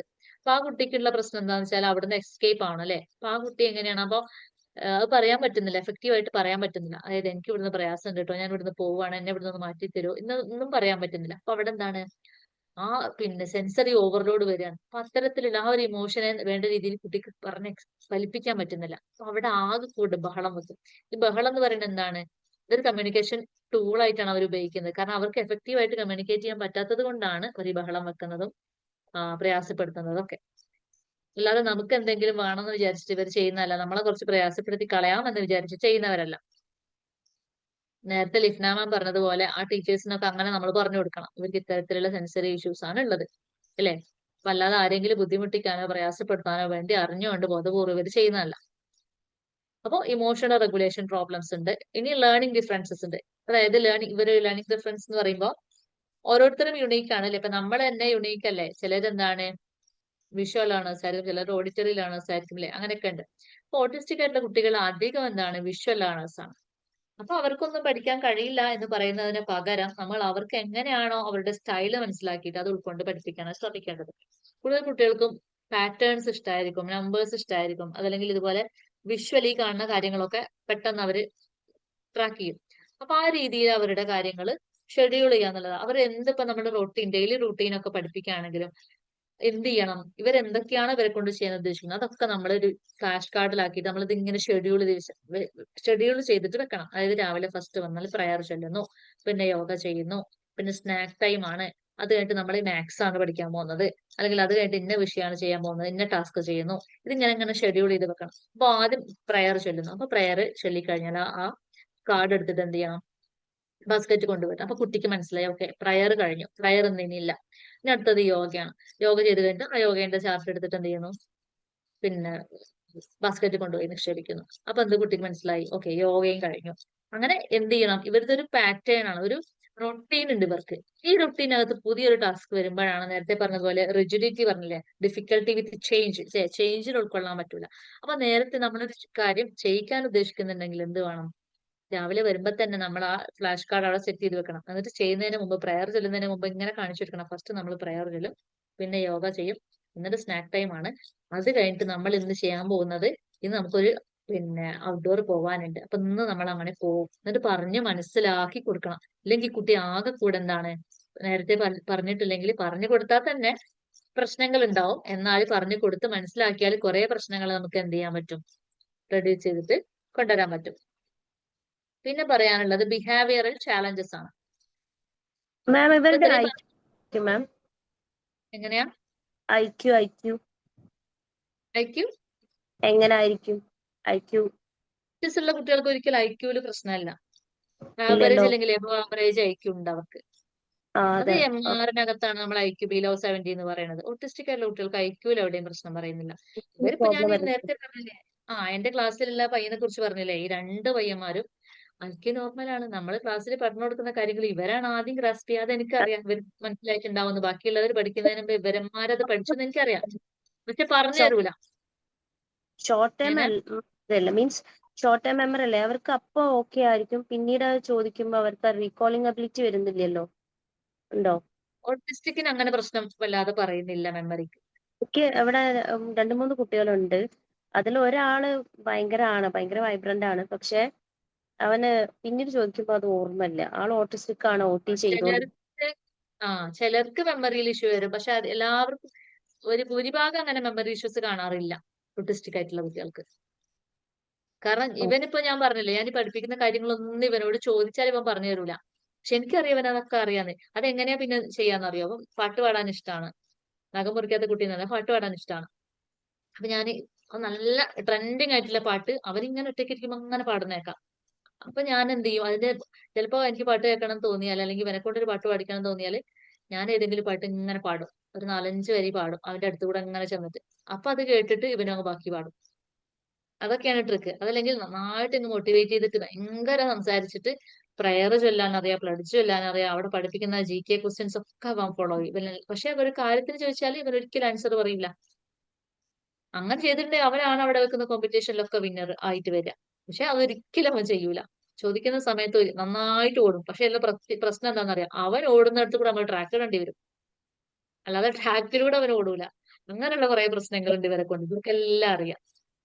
പെട്ടെന്ന് ഇവര് പഠിക്കുകയും ചെയ്യും. IQ-ലൊന്നും ഐ അവർക്ക് പ്രശ്നങ്ങളൊന്നും ഇല്ല. ഏഹ് eye coordination eye contact, eye coordination, അതെ. ഐ കോണ്ടാക്ട് ഓട്ടിസ്റ്റിക് ആയിട്ട് കുട്ടികൾ പെട്ടെന്ന് മനസ്സിലാക്കാനുള്ള ഒരു കാര്യമാണ്. ഐ കോണ്ടാക്ട് ഉണ്ടാവേയില്ല. നമ്മുടെ മുഖത്തേക്കേ നോക്കൂല. അപ്പൊ നമ്മൾ സംസാരിക്കുമ്പോൾ നമ്മളിങ്ങനെ ഇല്ല നോക്കൂല. സെക്കൻഡുകൾ മാത്രമേ നോക്കുള്ളൂ. ഇപ്പൊ ഈ പയ്യത്തിന് അജു എന്ന് വിളിച്ചാൽ അന്നിങ്ങനെ നോക്കി, പിന്നെ എങ്ങോട്ടെങ്കിലും നോക്കിയിട്ട് ആൻസർ പറയാം. മുഖത്തേക്ക് നോക്കിയേയില്ല. പക്ക ഓട്ടിസ്റ്റിക് അങ്ങനെയാ. ഒട്ടും ഐ കോണ്ടാക്ട് ഉണ്ടാവില്ല. അതൊക്കെ നമ്മൾ തെറാപ്പി കൊടുത്തിട്ട് ഇങ്ങനെ സെറ്റ് ആക്കി കൊണ്ടുവരാനേ പറ്റുള്ളൂ. ക്രമേണ ഭയങ്കര വിസിബിൾ ആയിട്ടുള്ള ചേഞ്ച് ഒന്നും പെട്ടെന്ന് അതിനകത്ത് കാണാൻ കഴിയില്ല. കാരണം അതവിടെ ഒരു ഫീച്ചറാണ് അത്, ഐ കോണ്ടാക്ട് ഇല്ലായ്മ. നമ്മള് ചെറിയ കുട്ടികളാകുമ്പോൾ തന്നെ ഓട്ടിസ്റ്റിക് ആണോ എന്ന് നോക്കുന്ന ഏർലി സയൻസ് പെട്ട ഒന്നാണ് ഐ കോണ്ടാക്ട്. ഐ കോണ്ടാക്ട് എന്താ ശരിക്കും സോഷ്യൽ ഇന്ററാക്ഷന്റെ ആദ്യത്തെ പടിയാണ്. ഒരു കുട്ടി ജനിച്ചത് മുതൽ 2 മാസം 3 മാസം ആകുമ്പോഴത്തേന് അല്ലെ, 1 മാസത്തിന്റെ ഉള്ളിൽ ഐ കോണ്ടാക്ട് സ്റ്റാർട്ട് ചെയ്യും. 2 മാസമൊക്കെ ആകുമ്പോൾ ശരിക്കും നമ്മുടെ മുഖത്ത് നോക്കിയിട്ട് പിന്നെ ചിരിക്കാനൊക്കെ തുടങ്ങും 2 മാസത്തിലൊക്കെ. പക്ഷെ ഈ കുട്ടിക്ക് അന്ന് മുതലേ നമ്മുടെ മുഖത്തേക്ക് നോക്കുന്നുണ്ടാവില്ല. അതന്നെ ഒരു സൈനാണ്. നമ്മൾ അവിടെ മുതൽ എന്ത് ചെയ്യണം, പിന്നെ ശ്രദ്ധിക്കണം ഐ കോണ്ടാക്ട് ഇല്ലെങ്കിൽ. അതായത് നമ്മുടെ മുഖത്തേക്ക് നോക്കുന്നുണ്ടോ, നമ്മൾ ചെറിയ മക്കളാകുമ്പോ ഈ ഹാങ് ചെയ്യുന്ന ടോയ്സ് ഒക്കെ കൊടുക്കൂലേ, കറങ്ങുന്ന ശബ്ദമുള്ള ലൈറ്റ് ഉള്ള അങ്ങനെ ടോയ്സ് ഒക്കെ കൊടുക്കുമല്ലോ കുട്ടികൾക്ക്, ഇങ്ങനെ കുട്ടികൾ തൊട്ടിലൊക്കെ അവിടെ പിന്നെ ഹാങ് ചെയ്ത് വെക്കുമല്ലോ. അപ്പൊ സാധാരണ കുട്ടികൾ ഇങ്ങനെ നോക്കിക്കൊണ്ടിരിക്കും, ലൈറ്റ് കാണുമ്പോ, കളർ കാണുമ്പോ, അതിന്റെ സൗണ്ട് കേൾക്കുമ്പോ, അല്ലെങ്കിൽ സൗണ്ട് കേൾക്കുന്നിടത്തേക്ക് നോക്കുക, അങ്ങനെയൊക്കെ ചെയ്യും. പക്ഷെ ഈ കുട്ടികൾ എന്താണ്, ഓട്ടിസ്റ്റിക് ആയിട്ടുള്ള കുട്ടികൾ ചെറുപ്പത്തിലേ ശ്രദ്ധിച്ചാൽ അറിയാം, ഒരു മാസം ആകുമ്പോൾ ഇവരൊന്നും ഒരു ശബ്ദം കേട്ടാലും അങ്ങോട്ട് നോക്കൂല, ഇത്തരത്തിലുള്ള ടോയ്സ് കണ്ടാലും നോക്കൂല, പിന്നെ ഇപ്പൊ പാല് കുടിക്കുമ്പോഴായാലും ഒന്നും അമ്മേന്റെ മുഖത്തേക്ക് ഒന്നും നോക്കൂല. അന്ന് മുതൽ ആ ഐ കോണ്ടാക്ട് ഇല്ലായ്മ മുതൽ നമ്മൾ ശ്രദ്ധിക്കണം. ഐ കോണ്ടാക്ട് ഇല്ലെങ്കിൽ അതാണ് ഇതിന്റെ ഫസ്റ്റ് സെൻ. കാരണം ഐ കോണ്ടാക്ട് എന്ന് പറഞ്ഞാൽ സോഷ്യൽ ഇന്ററാക്ഷന്റെ ആദ്യത്തെ പടിയാണ്. ഒരാളെ നോക്കി ഇങ്ങനെ നിന്നിട്ട് പിന്നെയാണ് അയാളോട് നമ്മൾ സംസാരിച്ചു തുടങ്ങുക, അല്ലെ അയാളോട് ചിരിച്ചു തുടങ്ങുക, റെസ്പോണ്ട് ചെയ്ത് തുടങ്ങുക. ഇത് ആദ്യത്തെ പടി. ഐ കോണ്ടാക്ട് തന്നെ ഇവർക്ക് ഉണ്ടാവില്ല. മാം അത് ചോദിച്ചത് നന്നായി, ഞാൻ അതിനകത്ത് പറയാൻ വിട്ടുപോയതായിരുന്നു അത്. ഞാൻ താങ്ക് മാം യു. വിചാരിച്ച് കാണുന്നില്ല, അപ്പൊ ഞാൻ മാമിനോട് അങ്ങോട്ട് ചോദിച്ചതായിരുന്നു, അങ്ങനെ ഒരു സംഭവം ഉണ്ടല്ലോ. Thank you so much. വിട്ടുപോയതാണ്. ഇനി നമ്മൾ പറയാനുള്ളത് ടെമ്പർ ടാൻട്രത്തെ കുറിച്ചാണ്. അതായത് കുറെ ഇഷ്യൂസ് പറഞ്ഞില്ലേ ഡെയിലി ചാലഞ്ചസിൽ, ഒന്നുള്ളത് ടെമ്പർ ടാൻട്രം ആണ്. ഈ ടാൻട്രം എന്ന് പറയുന്നത് വാശി പിടിക്കുക അല്ലെ. അപ്പൊ അത് മിക്കവാറും എന്താണ്, ഗോൾ ഓറിയന്റഡ് ആണ്, ഗോൾ ഡ്രൈവൺ ബിഹേവിയർ ആണ്. ഒരു സാധനം കിട്ടാൻ വേണ്ടിയിട്ട് അല്ലെങ്കിൽ ഒരു സംഗതി അവോയ്ഡ് ചെയ്യാൻ വേണ്ടിയിട്ടാണ് എപ്പോഴും ഇത് ചെയ്യാറുള്ളത്. ഗോൾ ഡ്രൈവൺ, അതിന് പിന്നീട് ഒരു ലക്ഷ്യം ഉണ്ടാവും. അത് ബിഹേവിയറൽ ഇഷ്യൂ ആണ്. അതാണ് നമ്മൾ സൈക്കോളജിസ്റ്റ് അടുത്തൊക്കെ പോയിട്ട് മാറ്റാൻ പറ്റുന്ന സാധനം. അതായത് എന്തെങ്കിലും അവർക്ക് എന്താണ്, ഒരു സാധനം കിട്ടിക്കഴിഞ്ഞാൽ അവർ ഓക്കെയാണ്, അത് കിട്ടാൻ വേണ്ടിയിട്ടാണ് ചെയ്തു വെച്ച മുഴുവൻ. എന്നാലും ഇത് എനിക്കത് വേണമെന്ന് പറയാൻ അറിയില്ല, അപ്പൊ അതിങ്ങനെ ടാൻട്രം കാണിച്ചുകൊണ്ടിരിക്കും. അതല്ലെങ്കിൽ എന്താണ്, ചില സാധനം കൊടുക്കുമ്പോൾ സ്റ്റോപ്പ് ആവും, അല്ലെങ്കിൽ ചില സിറ്റുവേഷൻ അവരെ അങ്ങ് മാറ്റുമ്പോൾ സ്റ്റോപ്പ് ആവും. ആ സിറ്റുവേഷൻ അവോയ്ഡ് ചെയ്യാൻ വേണ്ടിയിട്ടാണ് ടാൻട്രം കാണിച്ചത്. അപ്പൊ അതെന്താണ്, ഒരു കമ്മ്യൂണിക്കേഷൻ ടൂളാണ് ടാൻട്രം എന്ന് പറയുന്നത്. അവർക്ക് അത് എഫക്റ്റീവ് ആയിട്ട് പറയാൻ പറ്റുന്നില്ല, അപ്പൊ അത് ടാൻട്രത്തിലൂടെ എക്സ്പ്രസ് ചെയ്യാം. എങ്ങനെയൊക്കെയാണ് ഈ ടാൻട്രം എക്സ്പ്രസ് ചെയ്യുക, ഭയങ്കരമായിട്ട് കരയുക, ഷൗട്ട് ചെയ്യുക, അല്ലെങ്കിൽ സാധനങ്ങൾ എടുത്ത് എറിയുക, ബാക്കിയുള്ളവർ പോയിട്ട് ഹിറ്റ് ചെയ്യുക, ഇല്ലേ, അങ്ങനെയുള്ള സംഗതികളൊക്കെ ചെയ്തിട്ടാണ് ടാൻട്രം കാണിക്കുന്നത്. അപ്പൊ നമ്മൾ നോക്കണം, അവരോട് ചോദിക്കണം എന്ത് വേണം, അല്ലെങ്കിൽ അവർ എന്തെങ്കിലും സാധനം ചിലപ്പോൾ പറയൂല, സ്പീച്ചുള്ളവരാണെങ്കിൽ ഒട്ടും പറയില്ലല്ലോ. അപ്പൊ ഒന്നുകിൽ ഇങ്ങനെ എന്തെങ്കിലും ഇൻഡിക്കേഷൻ തരുന്നുണ്ടോ നോക്കണം, അതല്ലെങ്കിൽ എന്താണ്, പിന്നെ എന്താ വേണ്ടതെന്നുള്ള രീതിയിൽ ചോദിക്കണം. പക്ഷെ ഒരിക്കലും നമുക്ക് ആ ടാൻട്രത്തിന് നമ്മൾ എന്ത് ചെയ്യുക, റീഇൻഫോഴ്സ് ചെയ്യരുത്, അല്ലേ. ടാൻട്രത്തിനെ നമ്മൾ റീഇൻഫോഴ്സ് ചെയ്യാൻ പാടില്ല, ഇത് വേറെ രീതിയിലാണ് പരിഹരിക്കേണ്ടത്. ഇനി മെൽഡൗൺസ്. മെൽഡൗൺസ് എന്ന് പറഞ്ഞാൽ എന്താണ്, അവരുടെ കൺട്രോൾ പോകുന്ന ഒരു അവസ്ഥ, അതായത് സെൻസറി ഓവർലോഡ് വരും. സെൻസറി ഓവർലോഡ് എന്ന് പറഞ്ഞാല് എങ്ങനെയാ പറയാ, അപ്പൊ നമ്മൾ പറഞ്ഞ സെൻസറി ഇഷ്യൂസിനെ കുറിച്ചൊക്കെ നമ്മൾ പറഞ്ഞില്ലേ.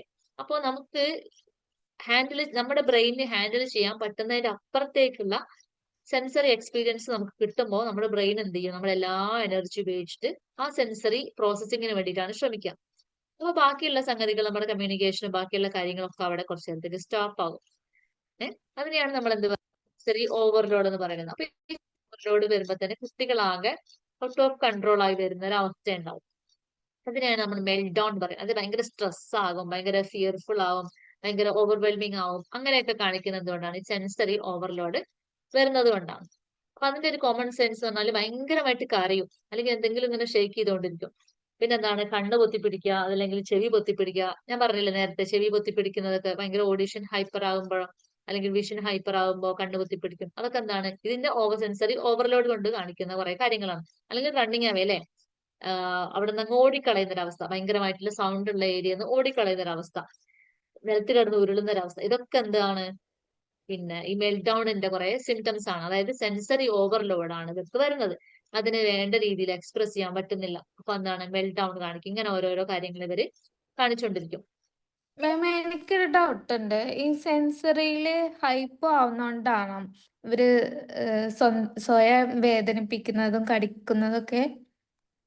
പറഞ്ഞല്ലോ അത് ടാക്ടൈൽ ആകുന്നുണ്ട്. അപ്പൊ അത് ട്രീറ്റ് ചെയ്തിട്ട് കുറയ്ക്കാൻ പറ്റുമോ?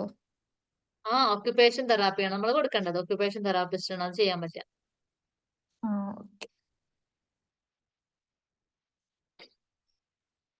പിന്നെ എന്തുകൊണ്ടാണ് ഇങ്ങനെ കാണിക്കുന്നത്, അതായത് മെൽഡൗൺസ് കാണിക്കുന്നത് എന്തുകൊണ്ടാണ്, നിലത്ത് കിടന്ന് ഉരുളുന്നതും പിന്നെ ഭയങ്കരമായിട്ട് കരയുന്നതും ചെവി പൊത്തിപ്പിടിക്കുന്നതും കണ്ണു പൊത്തിപ്പിടിക്കുന്നതും ഒക്കെ എന്തുകൊണ്ടാ, ലൗഡ് സൗണ്ട് കിട്ടുന്നുണ്ട് അല്ലെ, അല്ലെങ്കിൽ എന്താണ്, ഭയങ്കര ക്രൗഡഡ് ആയിട്ടുള്ള ഏരിയയിൽ പോകുമ്പോൾ, ഭയങ്കര ബ്രൈറ്റ് ലൈറ്റ് കിട്ടുമ്പോൾ, അല്ലെങ്കിൽ അവരുടെ റൊട്ടിയിൽ ഒരു സഡൻ ചേഞ്ച് വരുമ്പോൾ, അല്ലെങ്കിൽ സെൻസറി ഓവർ ഇതുപോലെ ലൈറ്റ് പോലെ, ടെക്സ്ചർ പോലെ, സ്മെല്ല് പോലെ എന്തെങ്കിലും ഭയങ്കരമായിട്ട് ഇവർക്ക് ഓവറായിട്ട് കിട്ടിക്കൊണ്ടിരിക്കുമ്പോഴൊക്കെയാണ് എന്ത് വരുന്നത്, മെൽഡൗൺസ് കാണിച്ചുകൊണ്ടിരിക്കുന്നത്. അതായത് ബ്രെയിനിന് ഹാൻഡിൽ ചെയ്യാൻ പറ്റുന്നതിന്റെ അപ്പുറത്തേക്ക് സെൻസറി എക്സ്പീരിയൻസ് ഇവർക്ക് കിട്ടുമ്പോൾ അതിനെ ഹാൻഡിൽ ചെയ്യാൻ വേണ്ടിയിട്ടാണ് ബ്രെയിൻ ശ്രമിക്കുക. അപ്പൊ കാണിച്ചു കൂട്ടുന്ന കുറെ കാര്യങ്ങളാണ് ഈ മെൽഡൗൺസ് എന്ന് പറയുന്നത്. അപ്പോ ഇത്രയും ഡെയിലി ചാലഞ്ചസ് ആണ് ഓട്ടിസ്റ്റിക് ആയിട്ട് കുട്ടികൾക്ക് ഇനിയുണ്ട്. ഇനി ഈ ചാലഞ്ചസ് ഒക്കെ നിങ്ങൾ പിന്നെ ഓട്ടിസ്റ്റിക് ആയിട്ട് കുട്ടികളെ കണ്ടിട്ടുണ്ടെങ്കിൽ നിങ്ങൾക്ക് അറിയാം. അപ്പൊ ലിഫ്ന മാം പറഞ്ഞു, ശ്രീജ മാമിന് അറിയാം, അവർ അതർ സെന്ററുകളിൽ വർക്ക് ചെയ്യുന്നുണ്ട്, വേറെ ആളുകൾ ഉണ്ടാവും. അപ്പൊ അവർക്കൊക്കെ ഒരുപാട് കാര്യങ്ങൾ ഇതുപോലെ പറയാനുണ്ടാവും അല്ലെ. ഈ സാധനം നമ്മളിപ്പോ പറഞ്ഞൊക്കെ എന്താണ്, ഡെയിലി ചാലഞ്ചസ് ആണ്. ഓട്ടിസ്റ്റിക് ആയിട്ടുള്ള കുട്ടികളുടെ കുറെ ഫീച്ചർ കൊണ്ടുണ്ട്, പിന്നെ അവരുടെ കുറെ പ്രത്യേകതകൾ കൊണ്ടുണ്ടാവുന്ന ഡെയിലി ചാലഞ്ചസിനെ കുറിച്ചാണ് നമ്മൾ പറയുന്നത്. അപ്പോൾ നമ്മളൊരു പിന്നെ വർക്ക്ഷോപ്പ് വെക്കുന്നുണ്ട്, ഓട്ടിസത്തിന്റെ 10 ഡേയ്സിലുള്ള ഒരു പ്രോഗ്രാം വെക്കുന്നുണ്ട്. അപ്പൊ അതിനകത്ത് എനിക്ക് പറയാനുള്ളത് ഇത്തരത്തിലുള്ള ചാലഞ്ചസിന്റെ ഒക്കെ എങ്ങനെ മാനേജ് ചെയ്യാന്നുള്ള കാര്യങ്ങളാണ് ആ കോഴ്സിനകത്ത് പറയുന്നത്. ഓട്ടിസ്റ്റിക് ആയിട്ടുള്ള ഒരു കുട്ടിയെ കൈ കിട്ടിയാൽ ആ കുട്ടിയെ നമുക്ക് കാണുമ്പോൾ തന്നെ നമുക്ക് മനസ്സിലാക്കാൻ പറ്റും എന്തുകൊണ്ടൊക്കെയാണ് ആ കുട്ടികൾ ഈ ബിഹേവിയർ കാണിക്കുന്നത്. ബിഹേവിയറൽ ഇഷ്യൂ ആണോ, സെൻസറി ഇഷ്യൂ ആണോ എന്നത് കൃത്യമായിട്ട് നമുക്ക് മനസ്സിലാക്കാൻ പറ്റും. അതുപോലെ ഇപ്പൊ എല്ലാ കാര്യങ്ങളും നമുക്ക് മാനേജ് ചെയ്യാൻ പറ്റണമെന്നില്ല. സെൻസറി ഇഷ്യൂസ് ഒന്നും നമുക്ക് മാനേജ് ചെയ്യാൻ പറ്റില്ല. അതാർക്ക് ചെയ്യാൻ പറ്റുക, അത് ഒക്യുപേഷൻ തെറാപ്പിസ്റ്റിനാണ് ചെയ്യാൻ പറ്റുക. പക്ഷെ നമ്മുടെ മുന്നിൽ അത്തരത്തിലൊരു കുട്ടി വരുമ്പോൾ നിങ്ങൾ ഇത് ബിഹേവിയറൽ ഇഷ്യൂ അല്ല, അത് സെൻസറി ഇഷ്യൂ ആണ്, നിങ്ങൾ ഉറപ്പായിട്ടും ഒരു ഒക്യുപേഷൻ തെറാപ്പിസ്റ്റിന് സേവനം പ്രയോജനപ്പെടുത്തണമെന്ന് പറഞ്ഞു കൊടുക്കാൻ, ഗൈഡ് ചെയ്യാൻ നമുക്ക് സാധിക്കും ഇല്ലേ. അതല്ല നമ്മൾ അപ്പോഴും ആ കുട്ടീനെ ചീത്ത പറയുക അല്ലെങ്കിൽ ബിഹേവിയർ ടെക്നിക്സ് ഉപയോഗിച്ചിട്ട് മാറ്റിയെടുക്കാൻ ചെയ്യുകയാണെങ്കിൽ ആ കുട്ടിയുടെ ടൈം വേസ്റ്റ് ആവുകയാണ് അവിടെ ചെയ്യുന്നത്. കുട്ടിക്ക് ഒരു പ്രയോജനം കിട്ടില്ല അല്ലെ. അപ്പൊ അത്തരത്തിലുള്ള കാര്യങ്ങൾ ഈ കുട്ടികൾക്ക് ഉണ്ടാവുന്ന ഒരുപാട് പ്രശ്നങ്ങൾ, ഇപ്പൊ വിർച്വൽ ഓട്ടിസം അതെന്താണ്, അതിന്റെ പ്രശ്നങ്ങൾ എന്തൊക്കെയാണ്, അതെങ്ങനെ മാനേജ് ചെയ്യാം, ഇവരുടെ ക്ലാസ് റൂം എങ്ങനെ മാനേജ് ചെയ്യാം, ക്ലാസ് റൂം എങ്ങനെ അറേഞ്ച് ചെയ്യാം, എങ്ങനെ ഇവരെ പഠിപ്പിക്കാം, ഇങ്ങനെയുള്ള 100% പ്രാക്ടിക്കൽ ആയിട്ടുള്ള കാര്യങ്ങളാണ് നമ്മുടെ ഗ്രൂപ്പിന്റെ കോഴ്സിലൂടെ നമ്മൾ ഷെയർ ചെയ്യുന്നത്. അപ്പൊ നിങ്ങൾക്ക് അത്തരത്തിലുള്ള സെന്ററുകളിൽ വർക്ക് ചെയ്യുന്നവരാണെങ്കിൽ, നിങ്ങൾ അത്തരത്തിലുള്ള കുട്ടി നിങ്ങളുടെ വീട്ടിലുണ്ടെങ്കിൽ, ആ ഒരു ബന്ധു നിങ്ങളുടെ വീട്ടിലുണ്ടെങ്കിൽ, നിങ്ങൾ ഇത്തരത്തിലുള്ള ആളുകളെ ഹെൽപ്പ് ചെയ്യാൻ നിങ്ങൾ ഉദ്ദേശിക്കുന്നുണ്ടെങ്കിൽ നമ്മുടെ 10 ഡേയ്സിലുള്ള പ്രോഗ്രാമിൽ ഞങ്ങൾക്ക് ജോയിൻ ചെയ്യാവുന്നതാണ്. ഞാൻ വീണ്ടും പറയാണ്, തിയറി നിങ്ങൾക്ക് എവിടുന്ന് കിട്ടും, ChatGPT ഒക്കെ ഉപയോഗിച്ച് സുന്ദരമായിട്ട് നിങ്ങൾക്ക് ഈ തിയറീസ് ഒക്കെ കിട്ടും. പക്ഷെ നമ്മുടെ കോഴ്സ് 100% പ്രാക്ടിക്കൽ ആണ്. നിങ്ങൾക്കൊരു ശ്രീജ മാമിനെ ചോദിച്ചാൽ ശ്രീജ മാമിന് പറയാനുണ്ടാവും, ശ്രീജ മാം നമ്മുടെ പ്രീവിയസ് ബാച്ചിലുള്ള ആളാണ്. അപ്പോൾ 100% പ്രാക്ടിക്കൽ ആയിട്ടുള്ള കാര്യം, നമുക്കൊരു ഓട്ടിസ്റ്റിക് ആയിട്ടുള്ള കുട്ടിയെ കിട്ടിയാൽ എങ്ങനെയൊക്കെ ഹാൻഡിൽ ചെയ്യാന്നുള്ള കാര്യങ്ങളാണ് നമ്മുടെ ഈ കോഴ്സിനകത്ത് പറയുന്നത്. അപ്പൊ താല്പര്യമുള്ളവർ ഉറപ്പായിട്ടും ജോയിൻ ചെയ്യാം. ചാൻസ് നിങ്ങൾ മിസ്സാക്കരുത്. ഇനി നിങ്ങൾക്ക് എന്തെങ്കിലും ഇതിനോട് ചേർത്തിട്ട് പറയാനൊക്കെ ഉണ്ടെങ്കിൽ പറയാം, അല്ലെങ്കിൽ നമുക്ക് വൈൻഡ് അപ്പ് ചെയ്യാം.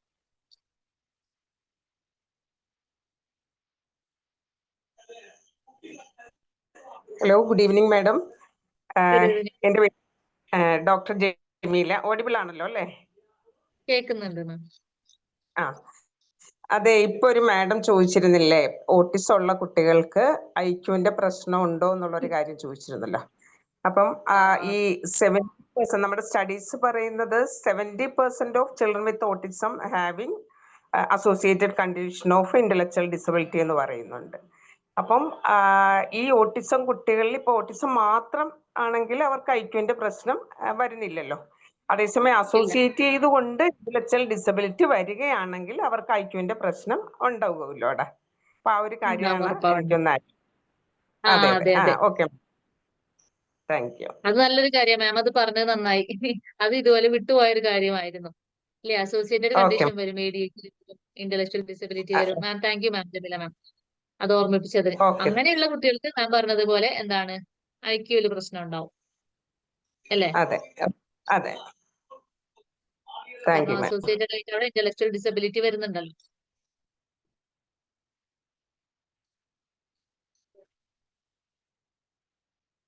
ഇനി ആർക്കെങ്കിലും എന്തെങ്കിലും പറയാനുണ്ടോ?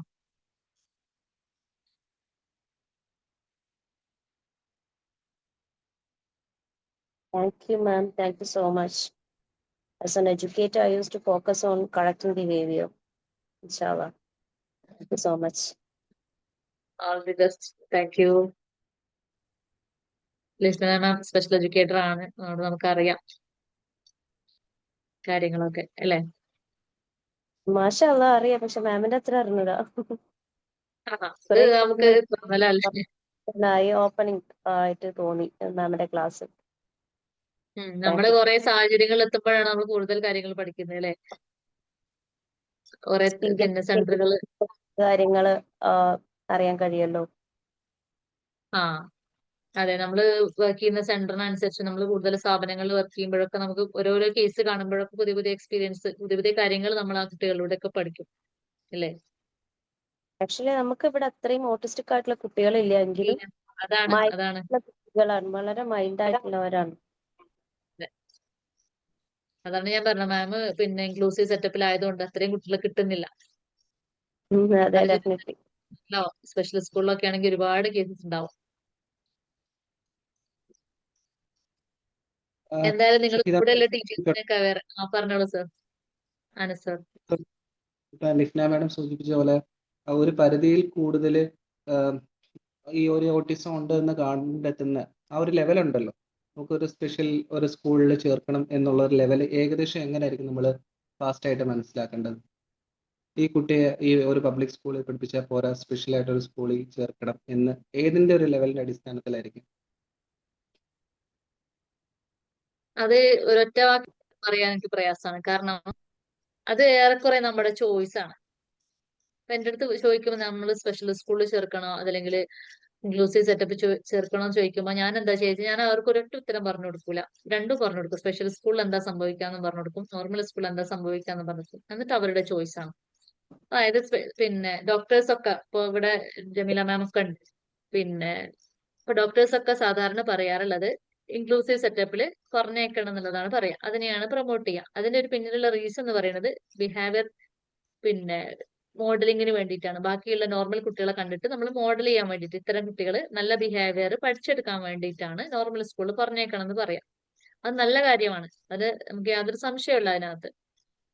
പക്ഷെ അവിടെ നടക്കുന്ന നമുക്ക് ഇപ്പൊ ഈ ഒരു ഫീൽഡിലുള്ള താഴെത്തട്ടിലുള്ള ആൾക്കാരാണ് ഞങ്ങളെ പോലുള്ള സ്പെഷ്യൽ എഡ്യൂക്കേറ്റർ. അപ്പൊ നമ്മൾ ഈ സ്കൂൾ ഇൻക്ലൂസീവ് സെറ്റപ്പിൽ എന്താ നടക്കാന്ന് നമുക്കറിയാം, സ്പെഷ്യൽ സ്കൂളിൽ എന്താ നടക്കാന്നൊക്കെ നമുക്ക് നന്നായിട്ട് അറിയാം. അതുകൊണ്ട് പറയാണ്, സ്പെഷ്യൽ സ്കൂളിൽ ഞാനിപ്പോ ബഡ്സ് റീഹാബിലിറ്റേഷൻ സെന്ററിലാണ് വർക്ക് ചെയ്യുന്നത്. അതായത് ഒരു പിന്നെ ഗവൺമെന്റിന്റെ അണ്ടറിലുള്ള സ്പെഷ്യൽ സ്കൂളാണത്, റീഹാബിലിറ്റേഷൻ സെന്റർ ആണത്. അപ്പോ അവിടെ ഒരുപാട് നോർമൽ സ്കൂളിൽ നിന്ന് വരുന്ന കുട്ടികളുണ്ട്. ഇവർക്ക് നോർമൽ സ്കൂളിൽ പോകാൻ ഇഷ്ടമല്ല. ഇവര് ഹോംവർക്ക് ചെയ്തിട്ടില്ലെങ്കിൽ ഞാൻ മിക്കവാറും ഇവരെ ഭീഷണിപ്പെടുത്തുക, നീ നിന്റെ പഴയ സ്കൂളിൽ തന്നെ പോയിക്കോട്ടോ, അങ്ങോട്ട് നാളെ മുതൽ വരണമെന്നില്ല എന്ന് പറയും. അപ്പൊ അവര് പറഞ്ഞതൊക്കെ അനുസരിക്കും. സത്യമാണ് ഞാൻ പറയുന്നത്, ഞാൻ എന്തെങ്കിലും എക്സാഗറേറ്റ് ചെയ്ത് പറയല്ല കേട്ടോ. ഒരു കുട്ടീന്റെ കേസും അല്ല, ഒരുപാട് കുട്ടികളുടെ അവസ്ഥ അങ്ങനെയാണ്. എന്റെ റീഹാബിലിറ്റേഷൻ സെന്റർ ആണ് ഞങ്ങളുടേത്. അപ്പൊ എന്താണ്, എബോവ് 18 ഉള്ള കുട്ടികളാണ് അവർക്ക് അഡ്മിഷൻ കൊടുക്കുക. പക്ഷെ നമുക്കൊരു 4-5 കുട്ടികളല്ലാത്ത കുട്ടികളെ എടുക്കാന്നുള്ളൊരു റൂൾ ഉണ്ട്. പക്ഷെ ആ റൂളിനെ മറികടന്നിട്ട് ഞങ്ങള് അഡ്മിഷനിൽ അവർക്ക് രജിസ്ട്രേഷനിൽ അവരുടെ പേരൊന്നും ഇല്ലെങ്കിൽ പോലും കുറെ കുട്ടികൾ അവർ വരുന്നുണ്ട്, ബിലോ 18 ഉള്ള കുട്ടികൾ. അവരൊക്കെ എന്താണ്, വേറെ സ്കൂളിലാണ് അവർക്ക് പേര്, രജിസ്ട്രേഷനിൽ വേറെ സ്കൂളാണുള്ളത്, നോർമൽ പക്ഷെ നമ്മുടെ സ്കൂളിൽ വരുന്നുണ്ട്. കാരണം എന്താണെന്നറിയോ, നോർമൽ സ്കൂളിലെ ടീച്ചേഴ്സിനെ സംബന്ധിച്ചിടത്തോളം ഇവരെ പരിഗണിക്കാനുള്ള ഒരു സമയം അവർക്കില്ല. സത്യമായിട്ടുള്ള സംഗതിയാണത്. ഇവരെ ക്ലാസ് റൂമിൽ, ഇപ്പൊ ലിഫ്ന മാമിന് അറിയാം, ക്ലാസ് റൂമിൽ ടീച്ചേഴ്സ് ഇവരെ പരിഗണിക്കില്ല. ഇവരിങ്ങനെ, അതായത് IED കുട്ടിയാണോ എന്ന് കണ്ടാൽ അതങ്ങ് എഴുതി തള്ളുന്ന ഒരു അവസ്ഥയാണ്. ഇവർ ക്ലാസ് റൂമിൽ നിന്ന് പുറത്തുകൂടെ അങ്ങനെ നടക്കുന്നുണ്ടാവും, ആരും ചോദ്യം ചെയ്യില്ല. ഹോംവർക്ക് ചെയ്തിട്ടില്ലെങ്കിൽ ആരും ചോദ്യം ചെയ്യില്ല. ക്ലാസ്സിൽ വന്നിട്ടില്ലെങ്കിൽ ആരും ചോദ്യം ചെയ്യില്ല. ഇവർക്ക് എന്തും ആവാം. ഇവർ ഉത്തരം തെറ്റിയാലും ഒന്നും പറയില്ല, ഇവർ പഠിച്ചിട്ടില്ലെങ്കിലും ഒന്നും പറയില്ല, ഇവർ ലീവായാലും ഒന്നും പറയില്ല, പുറത്തു പോയാലൊന്നും പറയില്ല, ഇവരെന്തെങ്കിലും ആർട്സിനോ സ്പോർട്സിനോ ഒന്നും ഇവര് ഇൻക്ലൂഡ് ചെയ്യില്ല. അത് ഇവര് പങ്കെടുക്കും എപ്പോ, ഈ IEDന്റെ സ്പെഷ്യൽ എന്തെങ്കിലും പരിപാടി വരുമ്പോൾ മാത്രം പങ്കെടുക്കും. സത്യത്തില് ഇൻക്ലൂഷൻ എന്നുള്ള പേര് മാത്രമേ അവിടെ ഉള്ളൂ, ഇൻക്ലൂഷൻ അവിടെ നടക്കുന്നില്ല. ഇൻക്ലൂഷൻ അവിടെ നടക്കുന്നില്ല. ഇവരെ സെപ്പറേറ്റ് ഒരു ക്ലാസ് റൂം കൊണ്ടുപോയിട്ട് ഇവർക്കൊരു, ഞങ്ങളെ പോലുള്ള റിസോഴ്സ് ടീച്ചർ ആഴ്ചയിൽ ഒരു ദിവസമൊക്കെ വന്നിട്ട് ആ സ്കൂളിലുള്ള മുഴുവൻ കുട്ടികളും പിടിച്ചൊരു ക്ലാസ് റൂമിൽ എത്തിയിട്ട് ക്ലാസ് എടുക്കും. ഞാൻ ആ റിസോഴ്സ് ടീച്ചർ കുറ്റം പറയില്ല, കാരണം അവരുടെ സാഹചര്യം അതാണ്. അവർക്ക്, അപ്പൊ ഞാൻ ബഡ്സ് റീഹാബിലിറ്റേഷൻ സെന്ററിലായതുകൊണ്ട് എനിക്ക് അവിടെ തന്നെയാണ് രാവിലെ മുതൽ വൈകുന്നേരം വരെ അവിടെ തന്നെയാണുള്ളത്. പക്ഷേ ഈ നോർമൽ സ്കൂളിൽ വർക്ക് ചെയ്യുന്നത് റിസോഴ്സ് ടീച്ചറെ സംബന്ധിച്ചിടത്തോളം ഇവർക്ക് തന്നെ ഒരു 3-4 സ്കൂൾ ഹാൻഡിൽ ചെയ്യാനുണ്ടാവും. അപ്പൊ ഒരു സ്കൂളില് ഒരു ദിവസം ഇവർക്ക് കിട്ടുള്ളൂ. ആ സ്കൂളിലെ എല്ലാ കുട്ടികളെയും ഒരു ക്ലാസ് റൂമിൽ, അപ്പൊ ഏജിൽ ഡിഫറൻസ് ഉണ്ടാവും, ക്രോണോളജിക്കൽ ഏജ്, മെന്റൽ ഏജ് ഒക്കെ ഡിഫറെന്റ് ആയിട്ടുള്ള കുട്ടികളെയാണ് ഒരു ക്ലാസ് റൂമിൽ എത്തിയിട്ട് പഠിപ്പിക്കാൻ പോകുന്നത്. എത്രത്തോളം അത് എഫക്റ്റീവ് ആവും, എത്രത്തോളം കുട്ടികൾക്ക് ശ്രദ്ധ കിട്ടും, ഇല്ലേ, എത്രത്തോളം ഫോക്കസ്ഡ് കിട്ടും. അപ്പൊ ബിഹേവിയർ മോഡിഫിക്കേഷൻ എന്ന് പറഞ്ഞ ഒരു സംഗതി മാത്രം ഫോക്കസ് ചെയ്ത ഞങ്ങളുടെ അടുത്ത് വരുമ്പോ ഭയങ്കര കഷ്ടം. അതായത് 18 വയസ്സ് കഴിഞ്ഞാലാണ് ഞങ്ങളുടെ അടുത്ത് വരാൻ പറ്റുക. ഈ 18 വയസ്സ് കഴിയുമ്പോഴത്തേക്ക് ഒരു കുട്ടിയുടെ ഏകദേശം വളർച്ചയൊക്കെ കഴിഞ്ഞില്ലേ, മെന്റലി ആയിക്കോട്ടെ ഫിസിക്കലി ആയിട്ടും എല്ലാ വളർച്ചയും കഴിഞ്ഞില്ലേ. ഇത് കഴിഞ്ഞിട്ട് പിന്നെ നമ്മൾ ഇവരെ കൊണ്ട് എന്ത് കാണിക്കാനാണ്? ഈ ഫൈൻ മോട്ടോർ പോലും ഡെവലപ്പ് ചെയ്തിട്ടുണ്ടാവില്ല. അതായത് ഒന്നും ചെയ്യാനിട്ട് ഒന്നും ചെയ്യാതെ ഫൈൻ മോഡ് 30 വയസ്സുള്ള ഒരാളിന്റെ ക്ലാസ് റൂമിൽ ഉണ്ടായിരുന്നു. കൈ ഇങ്ങനെ കയ്യിലൊരു പ്രശ്നമല്ല, പക്ഷെ ഇത് ഉപയോഗിക്കാതെ ടിഫിൻ തുറക്കാൻ പോലും പറ്റുന്നില്ല, ബാഗിന്റെ ജിബ് തുറക്കാൻ പറ്റുന്നില്ല, ഒന്നും ചെയ്യാൻ പറ്റുന്നില്ല, ഉപയോഗിക്കാണ്ട് അങ്ങനെ ആയി. അപ്പോ നോർമൽ സ്കൂളിൽ പറഞ്ഞേക്കാം എപ്പോ നമുക്ക് ഒരു ഷാഡോ ടീച്ചറെ വെച്ചു കൊടുക്കാനുള്ള ഒരു കഴിവ് നമുക്കുണ്ടെങ്കിൽ പറഞ്ഞേക്കാം. നമ്മുടെ കുട്ടീന്റെ കൂടെ ക്ലാസ് റൂമിൽ ഇരുത്തിയിട്ട് ആ കുട്ടീനെ പരമാവധി എല്ലാവരുടെ ഇടയിൽ കൂടെ കൊണ്ടു നടന്ന് എല്ലാവരുമായിട്ട് മിങ്കിൾ ചെയ്യിക്കാൻ പറ്റുന്ന ഒരു ഷാഡോ ടീച്ചറെ വെച്ചു കൊടുക്കാൻ നമുക്ക് പറ്റുമെങ്കിൽ നമുക്ക് നോർമൽ സ്കൂളിൽ പറഞ്ഞേക്കാം. അതർവൈസ് ഞാൻ പ്രൊമോട്ട് ചെയ്യുന്നില്ല. കാരണം അതിനകത്ത് എന്താ നടക്കുന്നത് നമുക്ക് നന്നായിട്ട് അറിയാം. അവിടെ നല്ലത് എന്താണ്? സ്പെഷ്യൽ സ്കൂളാണ്. സ്പെഷ്യൽ സ്കൂളിൽ IEP നടക്കുന്നുണ്ട്. അതായത് ഓരോ കുട്ടികൾക്കുമായിട്ട് ഇൻഡിവിജ്വലൈസ്ഡ് എഡ്യൂക്കേഷൻ കൊടുക്കുന്നുണ്ട്. ആ കുട്ടിക്ക് എന്താണോ നീഡ് അത് നോക്കിയിട്ട് അതിന്റെ കൂട്ടത്തിൽ ഗ്രൂപ്പിൽ ക്ലാസ്സിൽ എല്ലാവരും ഇരുത്തിയും അവിടെ എന്താണ് ഒരു ഗ്രൂപ്പ് ടീച്ചിങ്ങും നടക്കുന്നുണ്ട്. ഇപ്പൊ ഞങ്ങളുടെ ക്ലാസ്സിൽ ഒരു പയ്യന്റെ അവസ്ഥ എന്താ വെച്ചാൽ അവന്റെ ഉമ്മ ചെറുപ്പം മുതലേ അവനെ സ്കൂളിൽ പറഞ്ഞയച്ചിട്ടില്ല. തെറാപ്പി സെന്റർ, വീട് തെറാപ്പി സെന്റർ, ഇത് മാത്രമാണ് അവൻ. അപ്പൊ അവന് ബാക്കിയുള്ള കുട്ടികളെക്കാളും കൂടുതലായിട്ട് എഴുതാനൊക്കെ അറിയാം, വായിക്കാനും അറിയാം. അതെങ്ങനെയാ? അവൻ ഈ പഠിച്ച ടെക്സ്റ്റുകൾ അതിനകത്തുള്ള വേർഡ്സ് മാത്രം. പിന്നെ എന്റെ കൈ കിട്ടിയതിനു ശേഷം പറഞ്ഞു ഞാൻ ഈ ടെക്സ്റ്റ് ഒക്കെ കൂടി എടുത്ത് മാറ്റി വെച്ചു.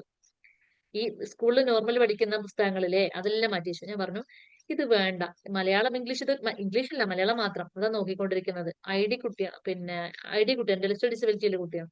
അപ്പൊ ഇതിൽ മരം, പന, തറ ഇങ്ങനെയുള്ള വാക്കൊക്കെ പറയുമ്പോൾ കറക്റ്റ് എഴുതും, ഇവനത് വായിക്കാനും അറിയാം. അതിനപ്പുറത്തേക്ക് പുതിയൊരു വേർഡ് കാണിച്ചു കൊടുത്താൽ വായിക്കാൻ അറിയില്ല. അപ്പൊ ഞാൻ ആ ടെക്സ്റ്റ് എല്ലാം മാറ്റി വെച്ചിട്ട് പത്രം, ന്യൂസ് പേപ്പർ, മാസികകൾ ഇതൊക്കെ ഇൻട്രൊഡ്യൂസ് ചെയ്ത് കൊടുക്കാൻ തുടങ്ങി. ഇതിലുള്ള വേർഡ്സ് ഒക്കെ പഠിപ്പിച്ചു കൊടുക്കാൻ തുടങ്ങിയപ്പോൾ കൂടുതൽ ആൾ വേർഡ്സ് പഠിച്ചു.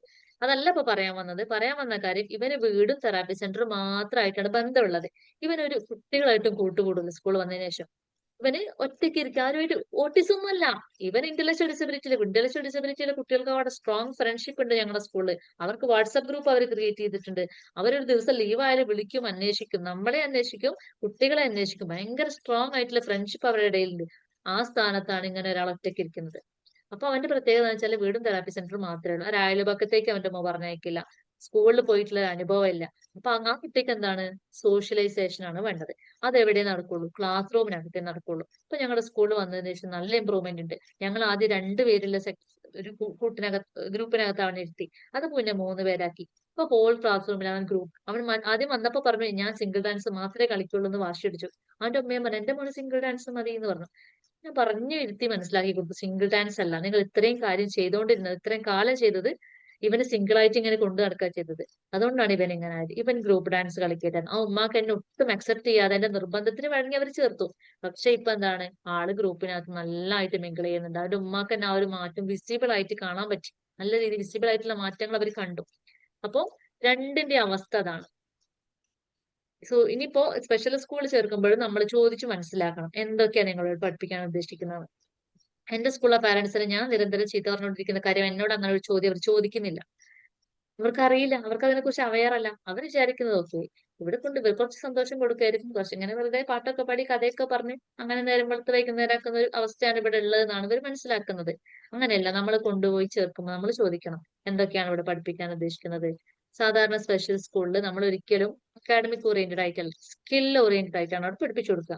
അതായത് കുട്ടികൾക്ക് എന്തൊക്കെ സ്കില്ലാണ് ഉള്ളത്, എന്തൊക്കെ സ്കില്ലാണ് ഇവർ അച്ചീവ് ചെയ്യേണ്ടത്, ഇത്തരത്തിലുള്ള കാര്യങ്ങൾ ഇങ്ങനെ അവർ ലിസ്റ്റ് ചെയ്യും, അസസ് ചെയ്തിട്ട് അതിനകത്ത് കുറവുള്ള കാര്യങ്ങൾ ഏറ്റവും പ്രയോറിറ്റി. ഇപ്പൊ ഫുഡ് കഴിക്കാൻ അറിയില്ല ഒരു കുട്ടിക്ക്, ആ കുട്ടിക്ക് എഴുതാനും വായിക്കാനും ഒന്നും അറിയില്ല. അപ്പൊ ആ കുട്ടിയെ നമ്മൾ ആദ്യം പഠിപ്പിച്ചുകൊണ്ട് ഫുഡ് കഴിക്കാനാണ്. അതിന്റെ ബേസിക് നീഡാണ്, ആക്ടിവിറ്റീസ് ഓഫ് ഡെയിലി ലിവിംഗ് പെട്ടൊരു കാര്യമാണ്. ഈ ADL സ്കില്ലുകൾ, അതായത് സ്വന്തമായിട്ട് ഫുഡ് കഴിക്കുക, അവനവന്റെ പ്ലേറ്റ് ക്ലീൻ ചെയ്യുക, സ്വന്തമായിട്ട് കുളിക്കുക, നഖം മുറിക്കുക, മുടി കിട്ടുക, പിന്നെ അങ്ങനെയുള്ള കാര്യങ്ങൾ, ഗ്രൂമിങ് അല്ലെ, അങ്ങനെയുള്ള കാര്യങ്ങളൊക്കെയാണ് ആദ്യം പഠിപ്പിച്ചു കൊടുക്കുന്നത്. അതിനുശേഷമാണ് നമ്മൾ അക്കാഡമിക്കിലോട്ട് പോയാൽ മതി. ആദ്യം ADL സ്കില്ലുകൾ ഉണ്ടാക്കി കൊടുക്കണം. അപ്പൊ സ്പെഷ്യൽ സ്കൂളിനെ സംബന്ധിച്ചിടത്തോളം അല്ലെങ്കിൽ ഇൻഡിവിജ്വലൈസ്ഡ് എഡ്യൂക്കേഷൻ ആവശ്യമുള്ള ഒരു കുട്ടിയെ സംബന്ധിച്ചിടത്തോളം എന്താണ് സ്കിൽ ബേസ്ഡ് ആയിട്ടുള്ള കാര്യങ്ങളാണ് അവരെ നമ്മൾ പഠിപ്പിച്ചു കൊടുക്കേണ്ടത്. അതിനുശേഷം അത് ഓക്കെ ആയതിനു ശേഷം മാത്രം അക്കാഡമിക്കിലോട്ട് പോയാൽ മതി. ഇനി നിങ്ങൾക്ക് തീരുമാനിക്കാം അവിടെ ചേർക്കണം.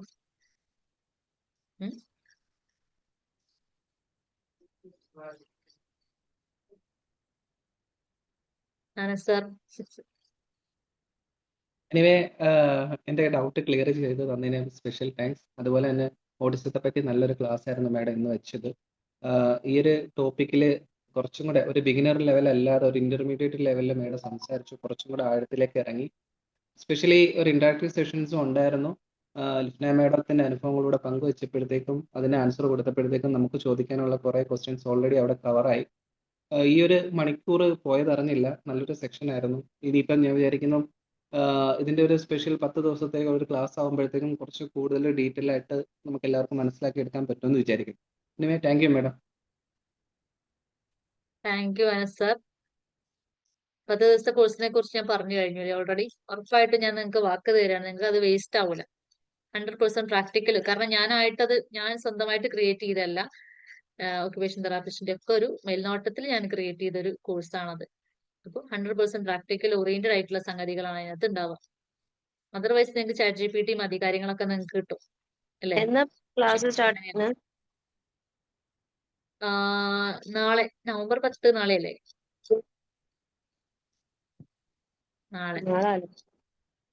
നാളെയാണ്. അങ്ങ് ക്ലാസ്സിൽ പോരെല്ലാവരും. സ്കൂളോ മറ്റു കാര്യങ്ങളോ വല്ലതും ഉണ്ടാവുമോ? എങ്ങനെയാ? ഈ 10 ദിവസത്തെ ക്ലാസ്സിനകത്ത് എന്തെങ്കിലും ടാസ്കുകളോ മറ്റു കാര്യങ്ങളോ ഉണ്ടാവുമോ? ടാസ്ക് ഒന്നുമില്ല. നിങ്ങൾക്ക് നോട്ട് കിട്ടും, മെറ്റീരിയൽസ് ഒക്കെ കിട്ടും, റെക്കോർഡ് ക്ലാസ് ഉണ്ടാവും. പക്ഷെ റെക്കോർഡ് ക്ലാസ് എന്ന് കേൾക്കുമ്പോൾ നിങ്ങൾ റെക്കോർഡ് കേൾക്കാനായിട്ട് ഇരിക്കരുത്. അത് എന്റെ ഒരു റിക്വസ്റ്റ് ആണ്. കാരണം നമുക്കൊക്കെ അറിയാം, റെക്കോർഡ് കിട്ടുമെന്ന് കണ്ടാൽ നമ്മൾ അത് കേൾക്കാലോ എന്ന് വിചാരിച്ചിട്ട് മാറ്റി വെക്കും. പിന്നെ നമ്മൾ ജന്മം ചെയ്ത റെക്കോർഡ് കേൾക്കലുണ്ടാവില്ല. അത് മാത്രമല്ല, റെക്കോർഡ് കേൾക്കുമ്പോൾ ഈ ഒരു ഇന്ററാക്ട് ചെയ്യാനൊന്നും നമുക്ക് പറ്റില്ല. ഏറ്റവും നിങ്ങൾ കോഴ്സ് ജോയിൻ ചെയ്യണമെങ്കിൽ ഞാൻ പറയുന്നത് റെക്കോർഡിനായിട്ട് നിൽക്കരുത്, ലൈവ് സെഷൻ തന്നെ വരാൻ നോക്കുക. അപ്പോഴാണ് നമ്മുടെ ക്വസ്റ്റ്യൻസ് ഒക്കെ നമുക്ക് ക്ലിയർ ചെയ്യാൻ പറ്റും. മറ്റേ നമുക്ക് പെൻഡിങ്ങിലാവും പല തിരക്കുകളിൽ, പിന്നെ കേൾക്കാന്നൊക്കെ മാറ്റി വെച്ചിട്ട്. റെക്കോർഡ് എന്തായാലും ഉണ്ട്. പിന്നെ അസസ്മെന്റ് കിറ്റ്, അങ്ങനെയുള്ള മെറ്റീരിയൽ കാര്യങ്ങളൊക്കെ, നോട്ട്സും കാര്യങ്ങളും PPT ഒക്കെ ഉണ്ട്. ടൈം ഏത് സമയമായിരിക്കും മാഡം? 8:30 മുതൽ 9:30 വരെ രാത്രി.